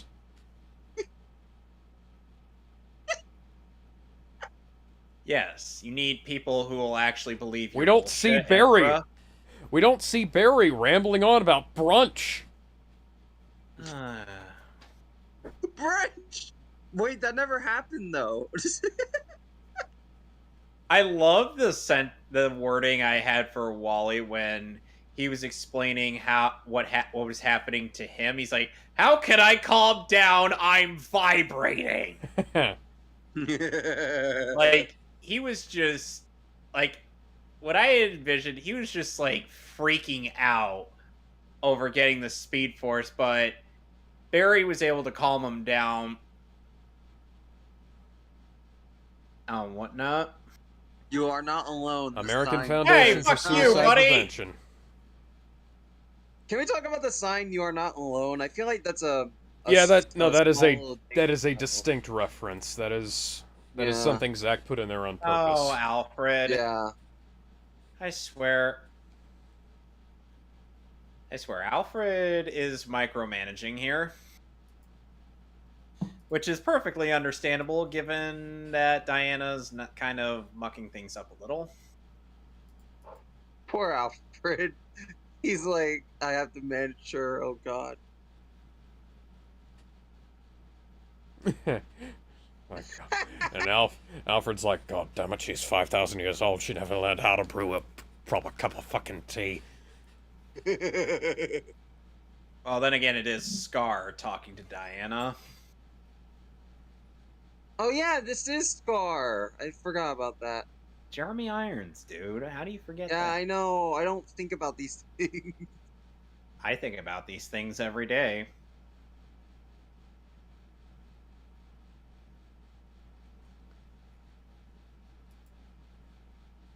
One thing I don't like is the fact that they didn't take this out to the range that is in the Batcave. Hey, look at that! A funny joke that they cut out of the film! Oh, Diana.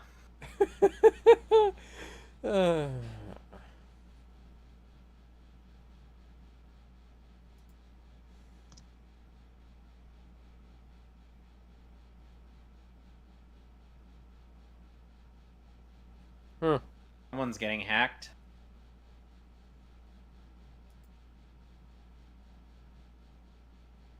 That's not good. Oh, Diana, goddamn, you broke the computer. Meet me here. Meet here now. See, he doesn't waste Diana's time by trying to converse with her over a computer. He's like, hey, meet me here now. How the fuck do you fuck up this badly? Like, setup, payoff. It's filmmaking 101. Like, guys, Zack already did all the fucking work for you. All you had to do was release it. But no, they didn't. They wanted to mess things up. And then pin it all on him. I think what they probably figured out at the last second was that the film was going to be a fucking disaster. And so they cut a bunch of Zack's scenes into the film so that they wouldn't have to throw Joss under the bus. Of course. Oh, look at that! What's he got in the sack? What's in the bag? What's in the box? What's in the box?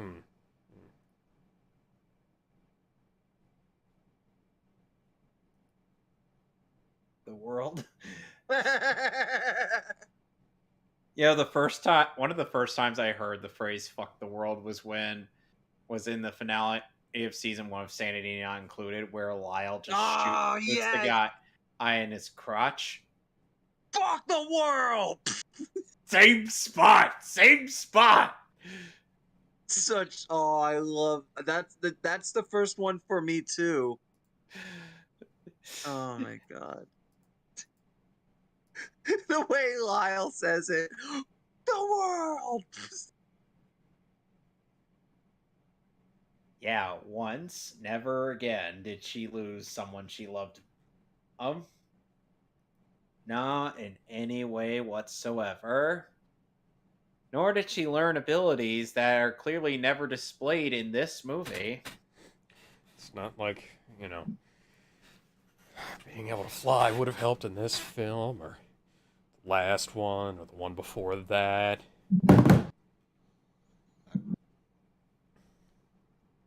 He flies fast. Fast as fuck, boy. Boy, that's fast! Oh, God.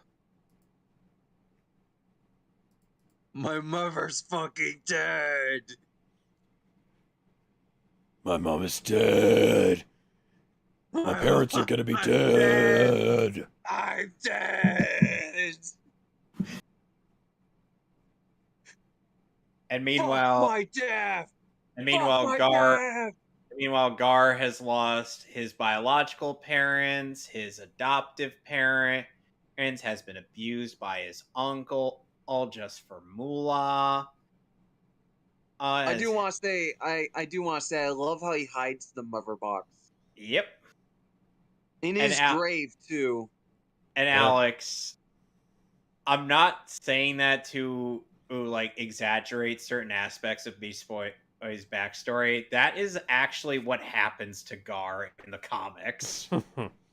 Yeah. Oh, and he had to break up with his first girlfriend because of the whole "it's not you, it's my enemies" and whatnot. Oh, and the same uncle used her to try to capture him.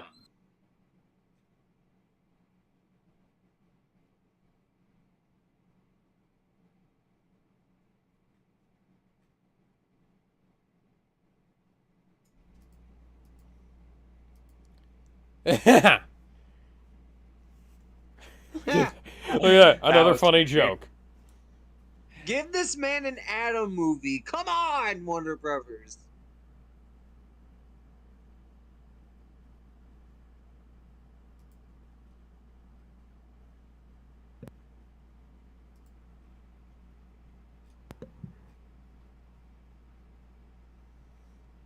Meanwhile, back in Gotham, I wonder how often Silas has to get a ferry just to go between in Gotham and Metropolis just to work in the Star Labs facility. It tends to be every day for people who work in big cities like that. Makes sense. So I'm sure he's got So I'm sure there has to be some kind of pass or something, so he doesn't have to pay constantly. Probably. Either that, or if he does, since he's a scientist, he's got one of the highest paying jobs of all time. Yeah.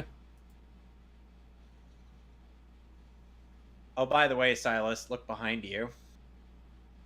Oh, it's Def. Hello, Def. There's Meanwhile, in GCPD. Yes, I'm looking for pictures of Batman. You don't have pictures. Hello, Spider-Man Picture Mans. J. Jonah Jameson is the name of the character you're thinking of. I know. I just wanted to say the meme. Another funny joke.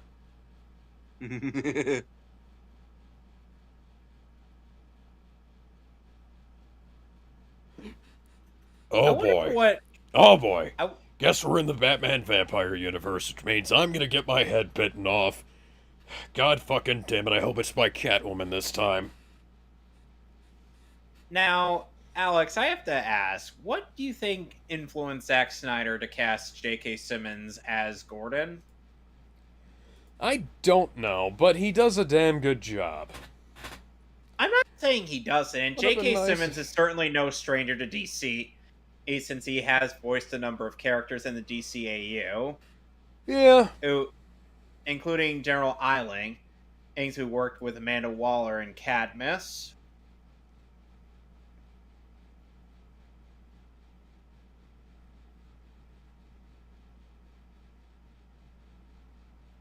And here we don't have a shot that sexualizes Wonder Woman for no reason. And Batman manages to keep his eye contact rather than looking down at the fucking ground. Yeah. Because we're taking the best takes of Zack Snyder's stuff as opposed to the worst ones.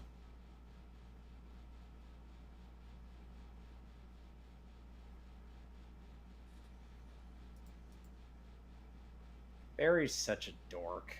Meanwhile, in Atlantis, Square Pantis. Is mayonnaise an instrument? No, Patrick, mayonnaise is not an instrument. By the way... I want to do some kicking! Why, you?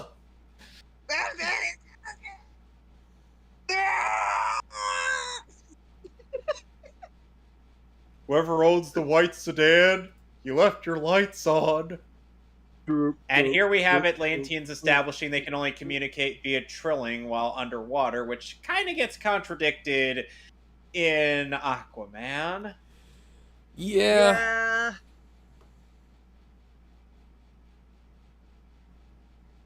I wonder if it... And you know, Alex, I kind of wonder if Atlantis has, like, a special thing needed for... Maybe they just... Maybe that was just like how in a lot of books they don't bother like subtitling characters' speech. They just have them speaking.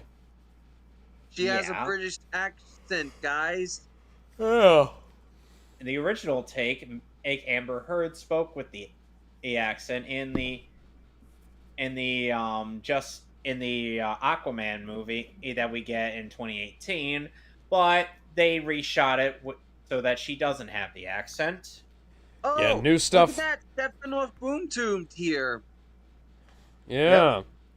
New stuff is either new stuff is without the accent, dubbed scenes from the original cut.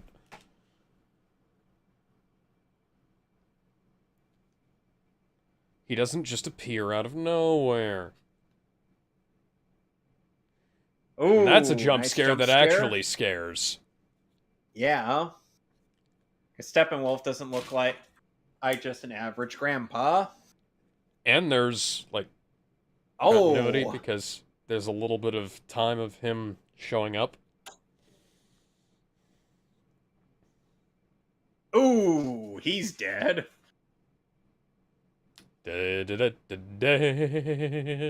And here, Mera proves to be a powerful waterbender. Wow, it's like Avatar, but better. I'm joking. Yes, with better visual effects than what M. Night Shyamalan was given. I wasn't talking about that. Oh, wait, that's The Last Airbender, not Avatar. There's a difference, clearly. And here, Mera does not just fold paper. Finish her! Yes! Finish her! This is brutal. She drains the fucking water from his body. And up till he starts bleeding. And I'm like, yes! Kill her! Kill her right now! Kill her! Kill her! Kill her! Kill her! Kill her! Kill her! Kill her! Kill her! Do it! Do it! Do it! Do it! Do it! Do it! Do it! Do it! Murder! Do it! Finish her! Finish her! Finish her! Oh, damn it, Arthur! You stimp! You couldn't have waited 5 seconds! Come on! The boobs can wait until after she dies. That's necrophilia. No, we do not advocate necrophilia here, Ben. The only thing worse than putting your dick in crazy is putting your dick in crazy and also dead. I reference this because fish and penguins do this. I just wanted to point that out. Nice tiger knee there. This fight scene's awesome, by the way. Like, holy shit, they cut this all out. It's not cut to shit. Ow. And actual continuity in continuity of space. Who would have guessed it? It's what happens when you don't cut a whole lot of shit out of your movie. Yeah. Got together worse than a fight scene from the first season of Dragon Ball Z Abridged. TFS is cringing at the work of Dragon Ball Z Abridged at you this know point. what? They have a fucking excuse. They were editing shit together on consumer grade computers back in the late 2000s, and the fact that Justice League legitimately looked worse than a fucking fan edit is inexcusable. Yeah, completely inexcusable. Like take this film and perform like a fan edit to it, like they did in like they did to Justice League back in the day, and you know what? Probably look better than Justice League. But yeah, I've only watched the original cut of Justice League 3 times. I saw the original in the theater, I saw it again later on, and I saw it again on Wednesday. Yep. And I've seen it the same amount of times you have. I've watched fan edits more often than I've watched the original. Mm-hmm. There are several fan edits that rearrange things. And here Arthur just leaves instead of sticking around. Yeah, because he's already got the armor. He doesn't need Hawkeye's bitch. He's like, I'm fucking out of here. Screw you, bye. Yeah. And Cyborg finds that his dad's been taken. He's like, uh-oh. Now I've got a personal stake in all of this. Because this takes place after he's given up the disguise. Yeah. Yep.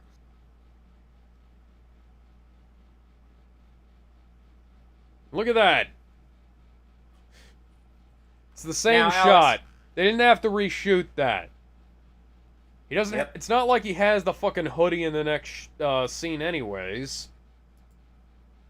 Now, Alex, how do you feel about the way I've portrayed Connor and Beast Boy's relationship in my writing? You did pretty good.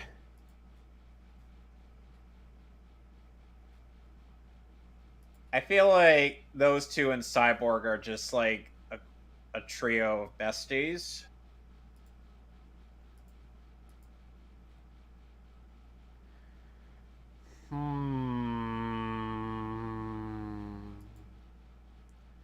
But where did all of the purple vines go, Kevin? Don't know. Good question. It couldn't be that they didn't exist at all. Yeah. Maybe they were never there. It's almost like they were never there to begin with.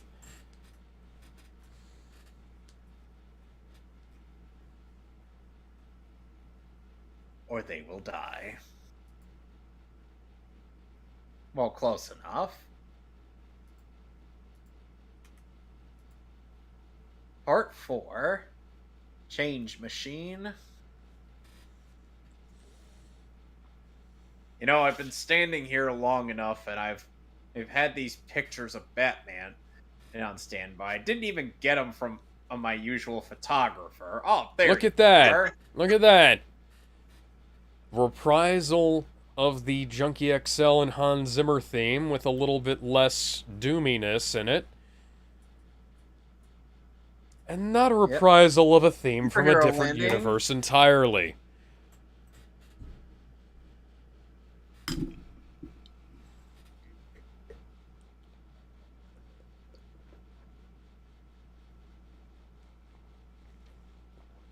And you know, people will criticize Batman using a gun, to which I'm like, you do know that Batman uses whatever he has on standby to win, right? Even if it means somewhat going against his moral code.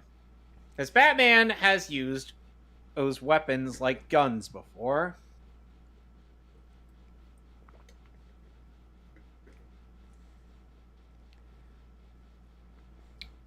The render is goddamn seamless.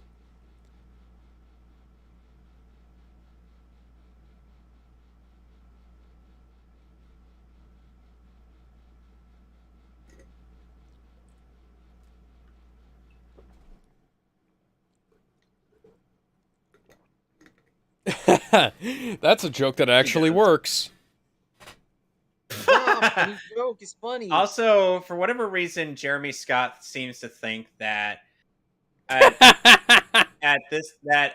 DCEU Flash is somehow the same as Arrowverse Flash, and that they just replaced the actor. I'm like, Jeremy, no, Jeremy, you're fucking stupid. He's an idiot. There's no way. I don't know why he has like 9 million people sub to him. I love the music here, by the way. Oh, and of course, Jeremy's like, oh, the Justice League of ass. And I'm like, I see nothing wrong with this shot. Superheroes are typically dressed in outfits that outline their entire physique. Yeah, the people bitch about that shit all the time. I'm like, guys, superheroes are dressed in a way where most of your imagination is all that it would take.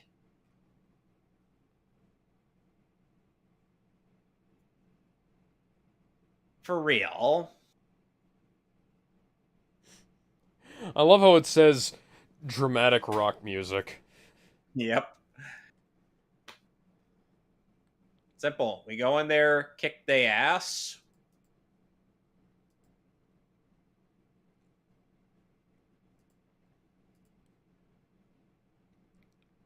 Okay. I like how Barry doesn't even hesitate in this version. He's just like, okay. And then he just stands there and waits for everybody else. Because this is the fucking Justice League, and not a group of goddamn school kids, Joss. If he were writing a Titans movie, there might be some merit, but here's the thing: even the Titans would not shirk at the sight of being like Steppenwolf. They've taken on goddamn Trigon before. Mm-hmm. They'd just be like, "Oh, look, another day in our career."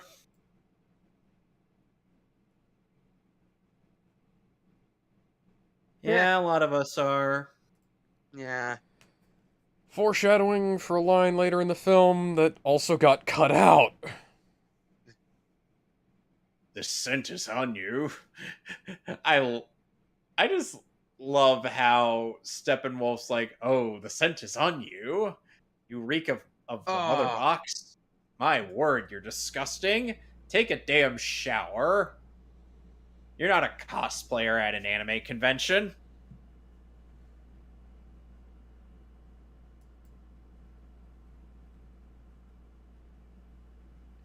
And there's the Sonic Cannon. Booyah, baby! So even though he doesn't actually say it, I do not care. And he sprouts the other arm. Wow, he has more than two. I love the tension in this version of the fight scene. Like, Diana and Steppenwolf just give like a stare down. He looks at his axe. He's like, at her. How quickly am I going to be able to get to that thing before she comes to me? Oh, that's not quick enough. Ow! I just want to say, this is so much better than the framing in the original. And look at that! She retracts the lasso! She retracts the lasso rather than letting go of it! It's so good. Like, I can't explain it well, but the way he was looking at the sword's different than it was in the original. Or at least the pacing of it was. This one will be mine. I love the one-on-one. Belong to no one.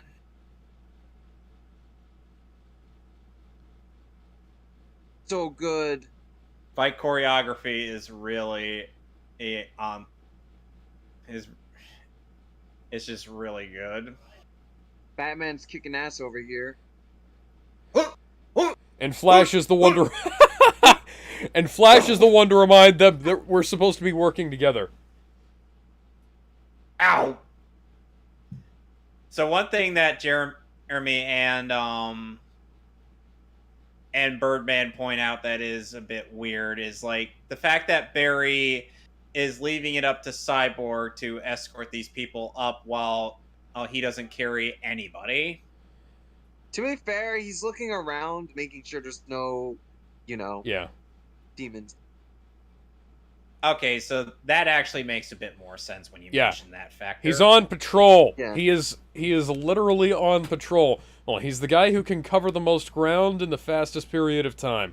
And, oh, look at that! Look at that! Yeah, he loses it. He loses the gun, and then he picks it up.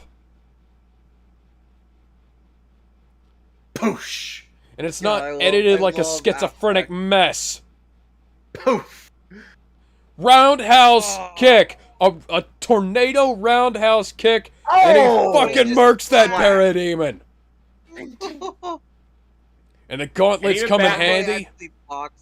And Batman gets in on the action, and without needing the Nightcrawler initially. Like, he's not portrayed as a total wimp. Yeah. Oh God, it's Spider's worst fear. Super Spider.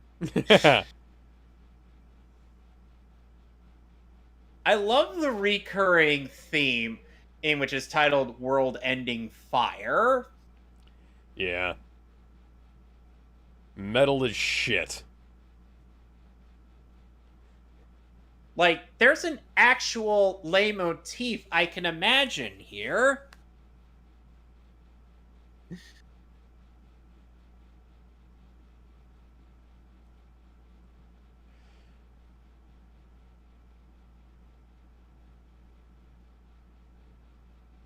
You know, for my version, I kind of have to imagine a larger apocalyptic force. Like, look at that! Not just one person. Another scene cut out of freaking. And then Barry he misses one. He's like, no. Oh, and he doesn't try to get it, but Cyborg does. Mm-hmm. That one is a little weird, but it's more like he got caught off guard. Yeah. Yeah. That's something that'll happen to people with even the fastest of reflexes. Is like you'll see and even the fastest something processing speed, because one thing that's been consistent of the Flash family is that though they are some of the fastest in terms of thinking speed, processing speed, and running speed, they're not exactly all that, they're not going to be the fastest people to pick up on certain things. Yeah. Oh, this scene is awesome, too, and they cut it out. Well, they cut it down. Yeah. And also they add the boob scene, which also... I kind of also imagine, like, throwing in and maybe Calibat back into my version of this. It's just so that the Titans would have someone to go up against while the Justice League take on Steppenwolf. I love that, though. He touches the sword, it lands back in her hand. It's so good.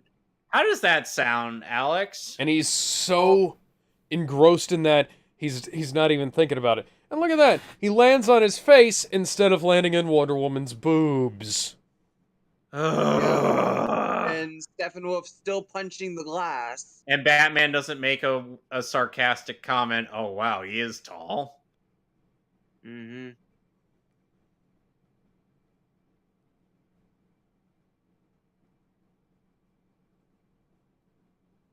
I'm not feeling too good, Alfred. I got a bad ache, man. Mr. Pennyworth, I don't feel so good.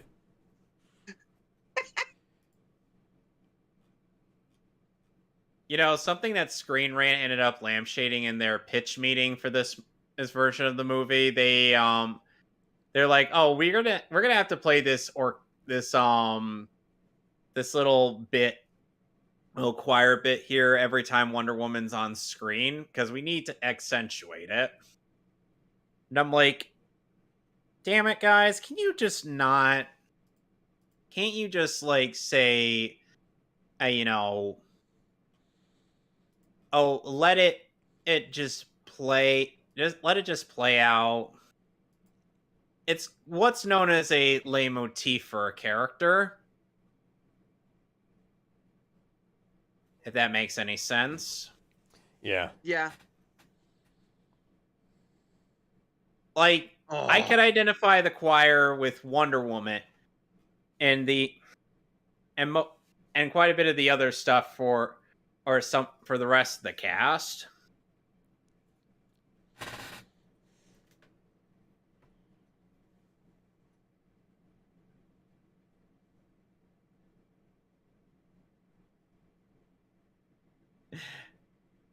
And you want to know what the worst part is, Alex? What?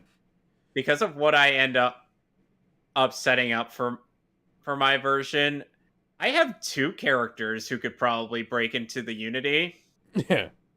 Jaime and Cyborg. Though Cyborg would be the main guy doing it. To all of the people who bitch about Batman having guns on his shit, you can go fuck yourselves. Oh, look at that. Look at that. He doesn't no line about primitive beings. Just a cringe at it, a sneer, and he throws it away. And why Steppenwolf left was because as the Mother Boxes was calling to him, he had a better reason for just retreating instead of being like, haha, I got you guys. Bye. Oh. There's Aquaman. And see, even Aquaman has an orchestral bit to him. Yep. Diana grabs her shield. See, guys who made Wonder Woman 84? Diana actually remembers to grab her shit before she leaves. And here Aquaman proves to be an effective waterbender as well. Get to the ship! Get to the ship! Oh, you know, a guy who can talk to fish.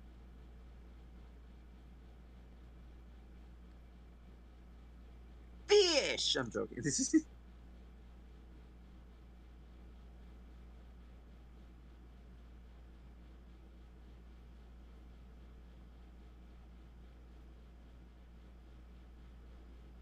Oh, and for whatever reason, Jeremy also complains about when they cut from of them clinging on to the Nightcrawler to literally them outside out of this area, acting as though none of them have any method of escaping this. Even though it's what we Diana can jump high.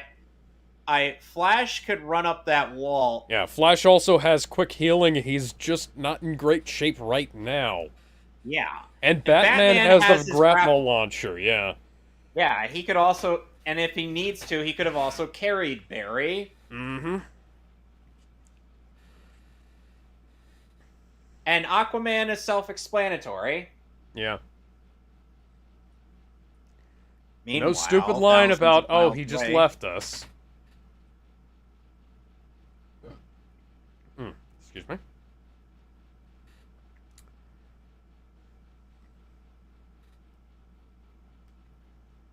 And he doesn't talk to the boxes like they're, you know, his fucking mother or anything.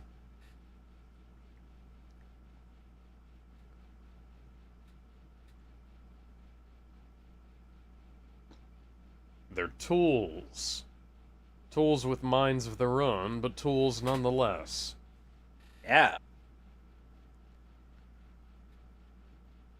I love this scene, by the way. I fucking do. Yeah. I wonder if this scene, this reprisal from earlier in the film was the inspiration for making Steppenwolf the invader in the first place. The primary invader, anyways.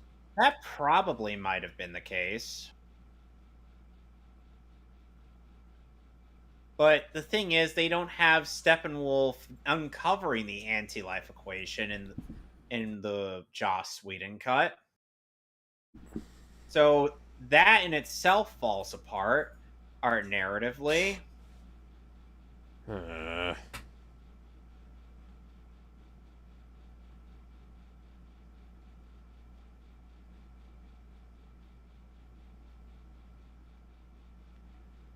He roars in victory knowing what he found. Yep. This must be the happiest day of his fucking life. Yep. Oh, yeah.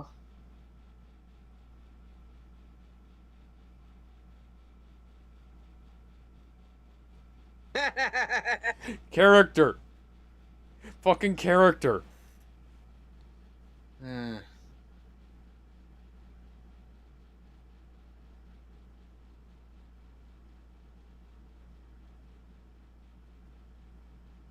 He has the box. We don't have a bunch of exchanges about bullshit that doesn't matter. We cut right to the fucking chase. Yep. And yet this film is 4 hours long. Yeah.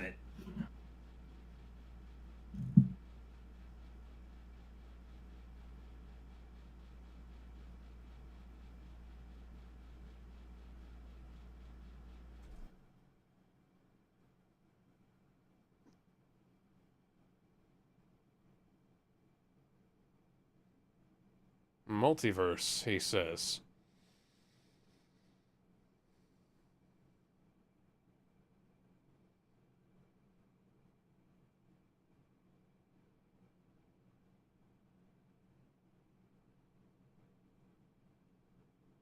At least they do world building here better.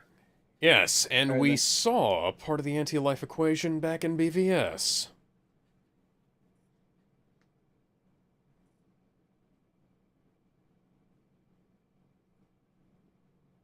I love this scene so much.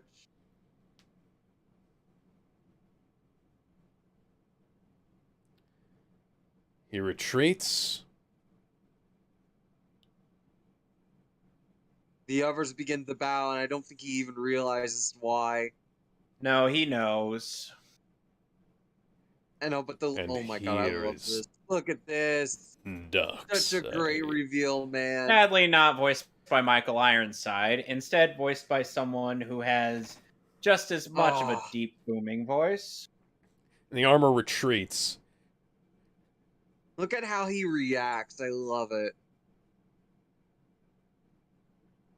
The armor retreats, immediately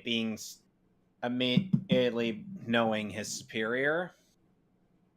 Oh, and also Jeremy Scott claims that this makes Steppenwolf seem like a wimp compared to Darkseid, even though I'm like, yes, yes, that is the whole point. I will say, because Darkseid is so much bigger than he is. And on top of that, and the thing is like, this doesn't make Steppenwolf any less of a threat. This just means there's a bigger fish. Yeah, like this isn't putting down Steppenwolf. This is bigging up Darkseid here. Like this is getting a villain over like hardly anybody else does these days. We set up, Zack Snyder got Steppenwolf over with the audience by having him just laying waste to two of the most powerful armies on the entire planet. By himself. And then this guy is scared of fucking Darkseid. Even if you don't know anything about these characters, you know that Darkseid is fucking badass. One thing even as established in the DCAU, like he literally showed in in the first episode he appears in, Darkseid makes his presence known to Bruno Mannheim, and has him be put to work. Mm-hmm. The second episode he appears in, he uses his Omega beams to seemingly vaporize Calibac, but then he's back for another episode, so I presume he used them to transport him.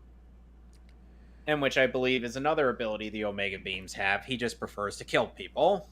Yes. You know what they could have done in Justice League, where they had that running joke about Aquaman talking to fish, and yet they cut out the joke about Cyborg talking to machines? Anyway, and then in that same episode, Darkseid clowns Superman with just one blast of his Omega beam. Mm-hmm. Granted, Superman was able to tank most of that hit, but he still clowned him. The third episode he appears in, which is a two-parter, Darkseid clowns Superman yet again with the Omega beams, and practically he displays his battered body to all of Metropolis, as before he then or the gods of New Genesis show up. I would say, hey, Earth's under our protection. You don't want a war? Get out.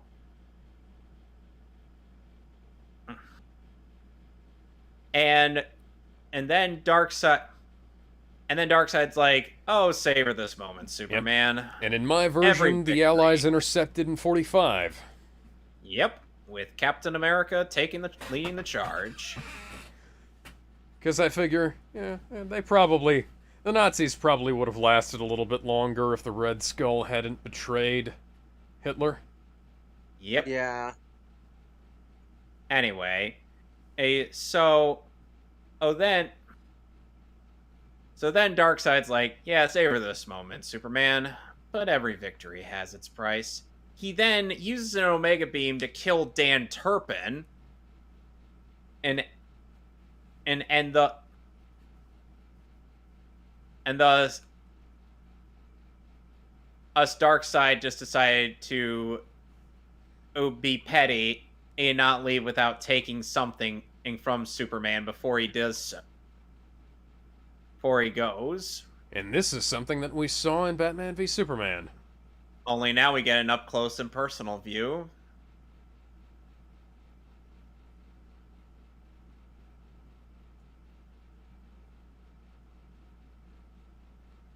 Look at that! Cyborg was fully formed in an instant. He wasn't little by little, over time. Fucking dumbasses. And yet, one thing they did cut out from Cyborg's various repertoire of abilities is the fact that he could conjure boom tubes. Probably a good thing at this point, but, you know. Well, I'll get to explaining a bit more about the various boom tubes in our version. We'll get to that. Besides, I'm sure we could just have like the miniature mother boxes that don't like form the unity and whatnot. If that makes any sense to you. Mm-hmm.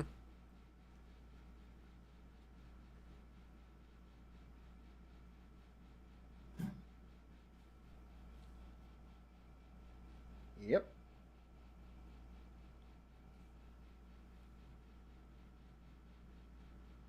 Yep.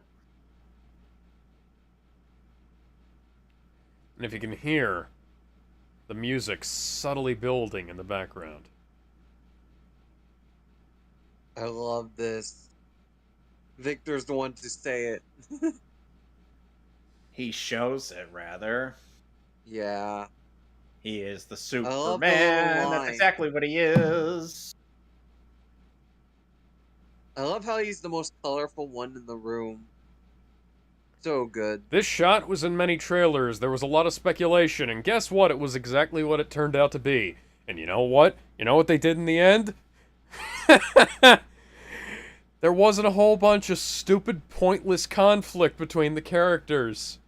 Everybody knows what has to be done.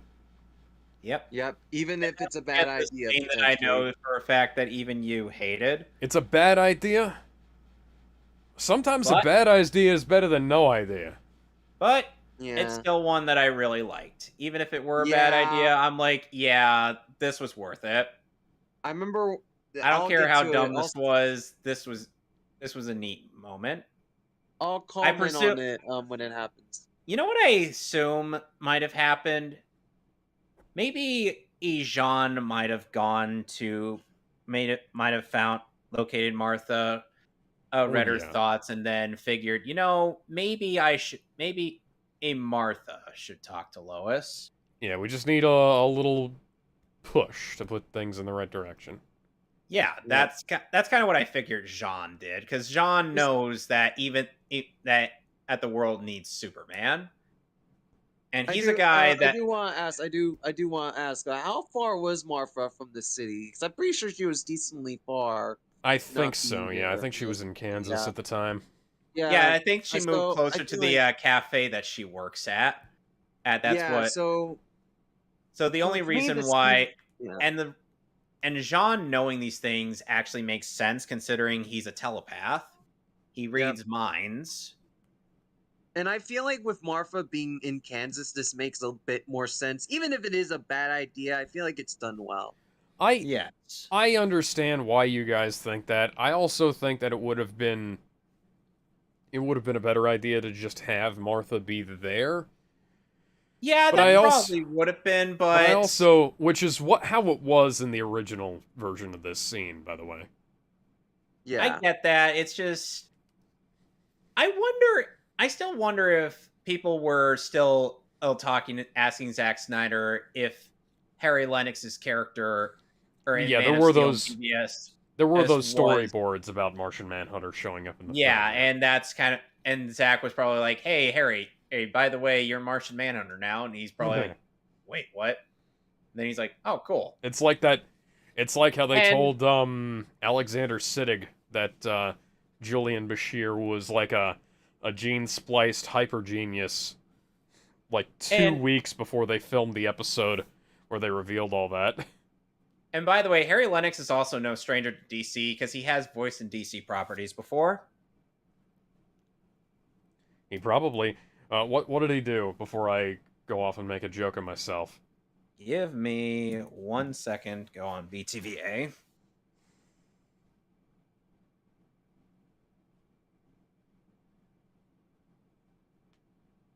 Let's see. Here comes the scene that actually made me scream. Oh, he was Black Manta in Throne of Atlantis. Oh, cool. One of the few actual reshoots in the movie. Yep. People said, oh, it'll require so much in terms of additional photography to finish. They'll never do it. No. Also, I love Martian Manhunter's design in this. Yeah, I do too. These scenes with Martian Manhunter, all of the reshoots on this film are done using the same cameras that Zack used on Army of the Dead. How did they do it? It's so seamless. Probably because they had a better idea and better budget than the Supergirl TV show. Yeah. I like the guy who plays him in that. Still a more dignified appearance of Jean than in the Supergirl show. Yeah, shame. Yeah. I like the guy who played him in that. David Harrowood, I believe, is his name. Sadly, that show also made Brainiac 5 look like a dumbass. It's also the show where they took the name Manchester Black a little bit too literally. Yeah,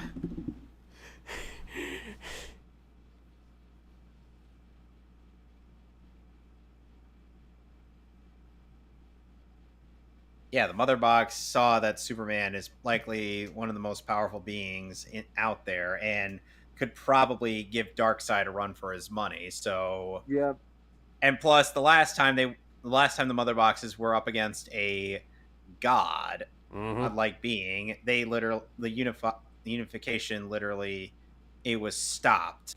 By Zeus. So they were scared of another being of his power.